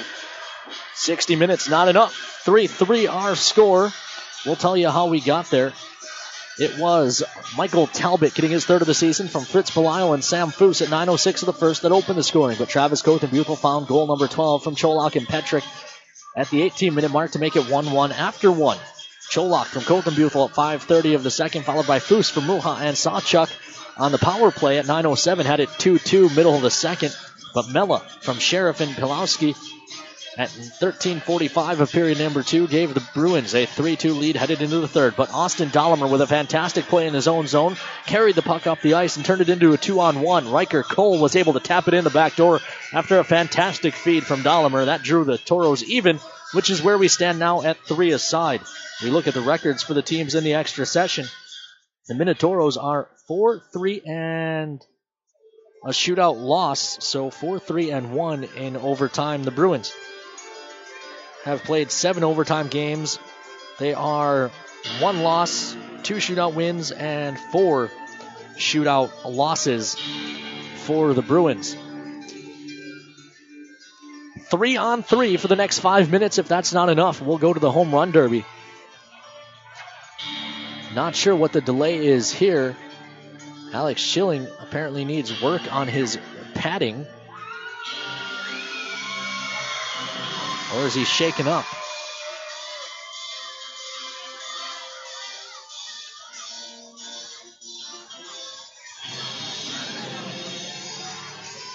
I think Alex Adams just trying to convince the official that after that 2-minute delay between the third period and overtime, if he's not ready to go, they should have to put their backup in. If they do, Kyle McClellan has not seen any action. He's tendered for next year for the Bruins, but he is yet to play despite being brought here to cover for the absence of Mads Sogard, who is with the Danish team at the World Juniors. Schilling still working on his padding. That'll give us a chance to see what's going on in the rest of the league. Late in the third, it's still Aberdeen 3, the Minnesota Magicians 2. It's a 9-4 final in Cooley. Schilling is apparently ready to go, and we can play hockey again. Draw one back by Sheriff. Pulaski tries the far side. Bruins come back to him on the near side. Carried ahead, Pulowski into the zone, works wide around Lance. Shot save made by Lonkala. Rebound given to the far side corner. 2-on-2 battle there. Sawchuk steps in to make it a 3-on-2 battle and takes it away and then feeds Lance. Adams got chopped down behind the play. Lance put it back towards his own goaltender. The Toros will start up ice. Nice move by Sawchuk. Takes Sheriff out of the play. 3-on-2. The Toros hit the line. Sawchuk drops for Adams. Adams lost the handle into the corner. Now he works it down low for Sawchuk. Lance is alone up top. Sawchuk delays. Now he works it back in behind. It was intended for Adams, but cut off by Sheriff. And the Toros are going to change 2. Just 1 as Adams elects to stay on. Sheriff walks in. Miro watching him. Shot save made. Rebound given. And Alex Adams was back to take care of it. Adams leaves it with Lonkala, and the Toros want to finish that line change. 3:53, a palindrome left here in overtime. Mucha starts out from behind his net and then banks it back. 3-on-3 overtime, you'll often see teams make plays they wouldn't in regular hockey, as keeping possession of the puck more important. Now Mucha with a nice move along the wall. Miro walks in. He wanted to sauce one across. There was no lane, so he plays back to Rosenbaum. Rosie gives to Lovin. Lovin crisscrosses with Mucha. Keeps it, though, does Lovin. Now he lost the handle. It's taken away. Chip to the far corner. The Toros will be the first to this. It's Lovin. Lovin plays back to Miro. Miro walks in. Wires. That's blocked off into the corner. Lovin pressures, but the Bruins have it. Long stretch passes there. They've got Kothenbuethel in behind. He's all alone. Shot gloved and held by Lankala. Kothenbuethel had the game on his stick. He was all alone behind the Toros defense. But Samu Lankala said no, and we'll keep playing hockey. For the moment, 3:02 left to go here in period number 3. That save is the best Samu Lankala has made as a Minotauros. The league's third leading scorer was all alone on the break in overtime. Samu robbed him with the glove. Meanwhile, the Bruins control. They retreat all the way from the Toro zone to behind their own net. Foose, Dahlemer, and Kangas, the trio out for the Toros. Carrying into the zone for the Bruins is Lampa. He hits the hash marks on the near side, now plays in the middle. Pick play with Willis. The puck left in the middle, walking in Pulowski. Pulowski forced wide, tries a shot, save made, rebound lays loose. No one able to find it. Finally, the Bruins do. Lampa plays back up top. Pulowski, shot blocked by Foose. Follow-up try goes wide, and the rebound around to the near side. Lampa's the first to it. He leaves for Willis. 2:13 left. Willis watched by Kangas. Willis leaves for Lampa. Lampa forced to turn. He lost the zone. That will allow Foose to change. Pulowski comes up the middle. Pulowski tries to dangle through, and a cover by Lankala leads to a whistle with a palindrome on the clock. 1:51 left in the extra session. I think I'm the only person sitting in press row. Now a couple people take a seat. Talbot, Cole, and Enns. The trio out for the Toros. Sheriff wins the draw back, however. And a hustle play by Shields keeps it in the offensive zone. He looks back across for Sheriff. 145 long shot blocker save. Zapata on it on the far side. Looks to elude Talbot. He cannot. Talbot forces him in behind. Wraparound try. Turnaround shot. Hits Talbot's leg and caroms wide, but it's right to Sheriff. Sheriff comes across to Shields. Shields delays. Stepping in and taking it away was Cole with help from Dahlemer. From Talbot.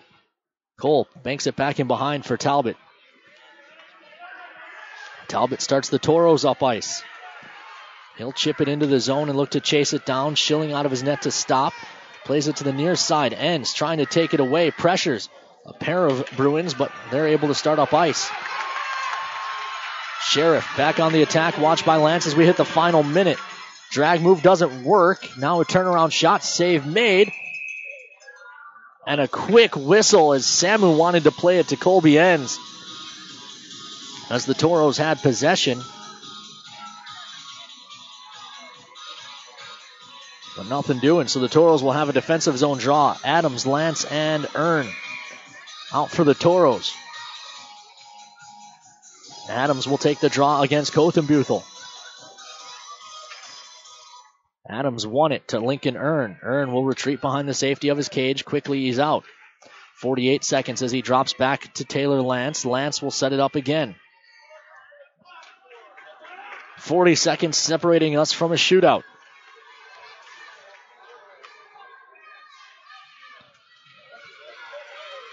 Lance holding behind the Toro net. 30 seconds as he looks for a long pass for Earn. Earn's going to win the... No, he's not going to win the race for icing. 26 seconds left.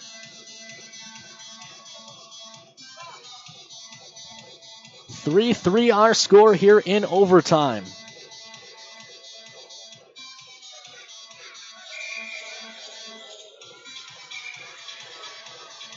Draw to the right of Lankala. Toros have taken their time out. We've already recapped the scoring in this one, but we'll remind you Talbot had his third of the season, Foose his first, and Cole his fifth. Austin Dahlimer assisted on Cole's, Muha and Sawchuk on Foose's, and Foose and Belisle on Talbot's. So the scoring fairly spread out. Foose has a 2-point night. Everyone else for the Toros, just the one, if they have any. Each team 1 for 3 on the power play.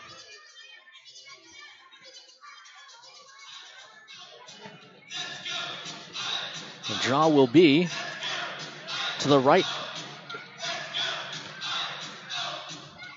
of Samu Lankala. 26 seconds left in overtime. Dahlimer, Muha, and Sawchuk for the Toros against Cholak, Kothenbuthel, and Pilowski for the Bruins.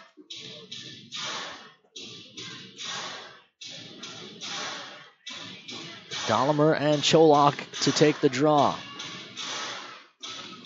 Cholak won it back. Bruins look to set up. Dahlimer pressuring at the point. It's left off for Cholak. Miro got a piece of that. Now it's chopped on net. And the Toros control. 15 seconds. Sawchuk starts up ice on the far side. Nolan Sawchuk gains the line and then drops back for Dahlimer. Dahlimer comes across for Miro. Miro's shot is blocked. 2-1, and we are headed to a shootout as Kothenbuthel and Dahlimer come together as the horn sounds. Kothenbuthel, a 97 who wears a bubble, wants to get tough. He's real tough now that the linesmen are between them.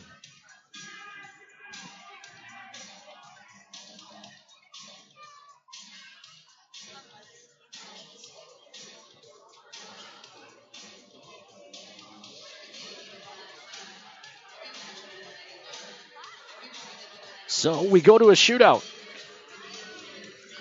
Team records in the skills competition.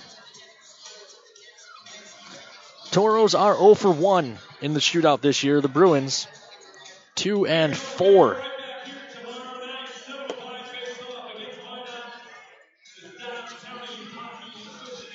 We'll find out who shoots first in a minute.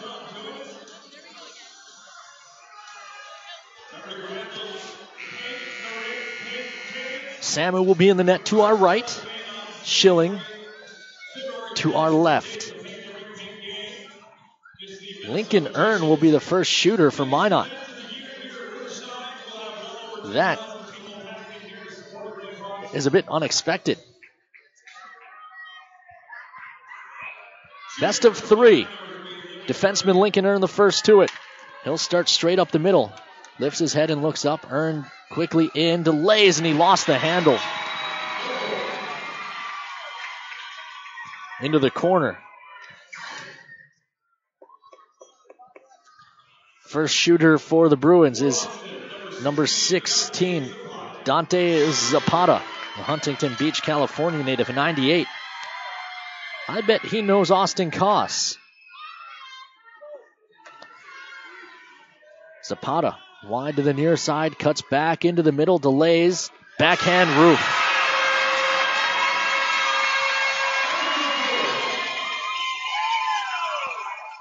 He just outweighted Samu Lankala.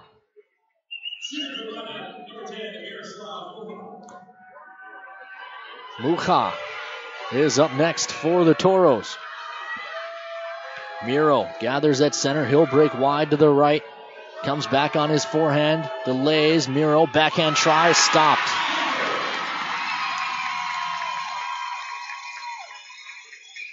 So, with a chance to win it, Xander Lampa. Lampa from Rochester, Minnesota, just up the road. Gathers at center. Delays. Lampa straight down the middle. Bruins win.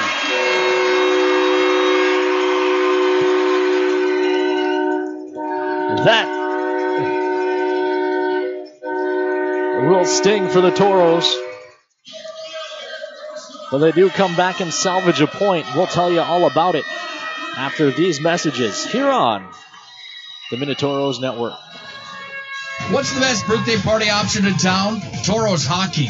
You supply the birthday boy or girl, and the Toros do the rest. Designated party areas and all sorts of perks to make your birthday kid feel special on his or her special day. Kids, it's up to you. Tell your parents or guardian that you want to celebrate your birthday with Tank and the Toros. For more information, call 701-852-0101 or visit MinotaurosHockey.com. Toros Hockey, making your birthday special. Join the charge.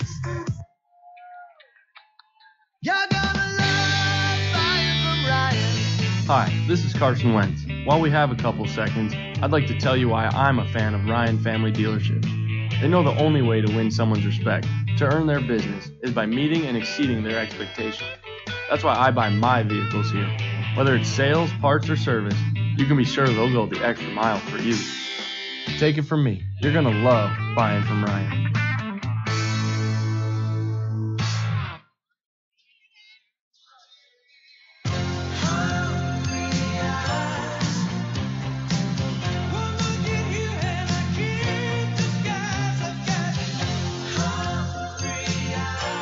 Applebee's 2 for $20. Now that's eating good in the neighborhood.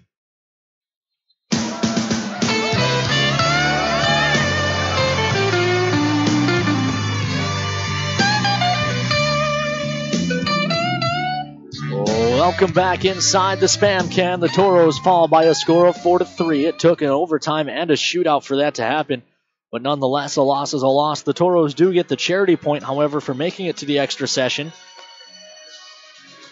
And this game could not have been much closer. Toros were outshot heavily in overtime, but a valiant effort to come back and force the extra session. We'll tell you how we got there. In the first, it was Talbot getting his third of the season from Fritz Belisle and Sam Foose. For Foose, it was his first point since returning to the Toros. Belisle picked up assist number 2 on that, but Travis Kothenbuthel from Cholak and Petrick at 18 minutes of the first made it 1-1 after 1. Cholak from Kothenbuthel at 5:30 of the second gave the Bruins a 2-1 lead, but Foose from Mucha and Sawchuk on the power play at 9:07 drew the Toros even at deuces. Alex Mella on the rush from Sheriff and Pulowski made it 3-2 Bruins heading into the third. After a late, interesting penalty call went against the Toros on a net mouth scramble, in which Grant Loven received the only roughing minor, in which every player on the ice probably could have been whistled for roughing. The Toros had to kill a penalty against the third-ranked power play in the league, but it was the Toros who scored while short-handed, and that forced overtime. Austin Dahlemer, a fantastic play in his own zone, took a puck off the wall, faked a chip, and then took up the ice, I should say, turning it into a 2-on-1 rush with Riker Cole. Dahlemer drew the defender towards him and broke wide, centering it for Cole with the goaltender Schilling down and out. Cole was easily able to tap it home to draw the Toros even. It forced overtime. The Toros were outshot 8-0 in the extra session and then outscored 2-0 in the shootout after Lincoln Earn lost the handle and Muha shot was saved by Schilling, and Samu Lankala was unable to stop either Austin shooter for the loss. So Lankala makes 32 saves, but can't make any in the shootout. He'll take the hard luck loss. The Toros offense put 28 shots on Alex Schilling. He stopped 25 in the win. That will do it for us. The Toros get a chance at redemption tomorrow night. The good news, Bismarck did not play tonight, neither did Brookings, so the Toros will remain in fourth place, now 2 points behind the Austin Bruins, who are in third. So we will talk to you with a Farmers Union pregame show tomorrow at 6:50 as the Toros try to draw even with the Bruins here in the Spam Can for a 7:05 puck drop. We hope you enjoyed the broadcast. In spite of the outcome, we'll talk to you tomorrow night. This has been a presentation of Minotauros Hockey. Visit MinotaurosHockey.com to stay up to date on all things Toros. This broadcast was brought to you by Farmers Union Insurance, Gooseneck Implement, Mattress Firm, Liberty Tax, and Coulter Energy. Minotauros Hockey, join the charge.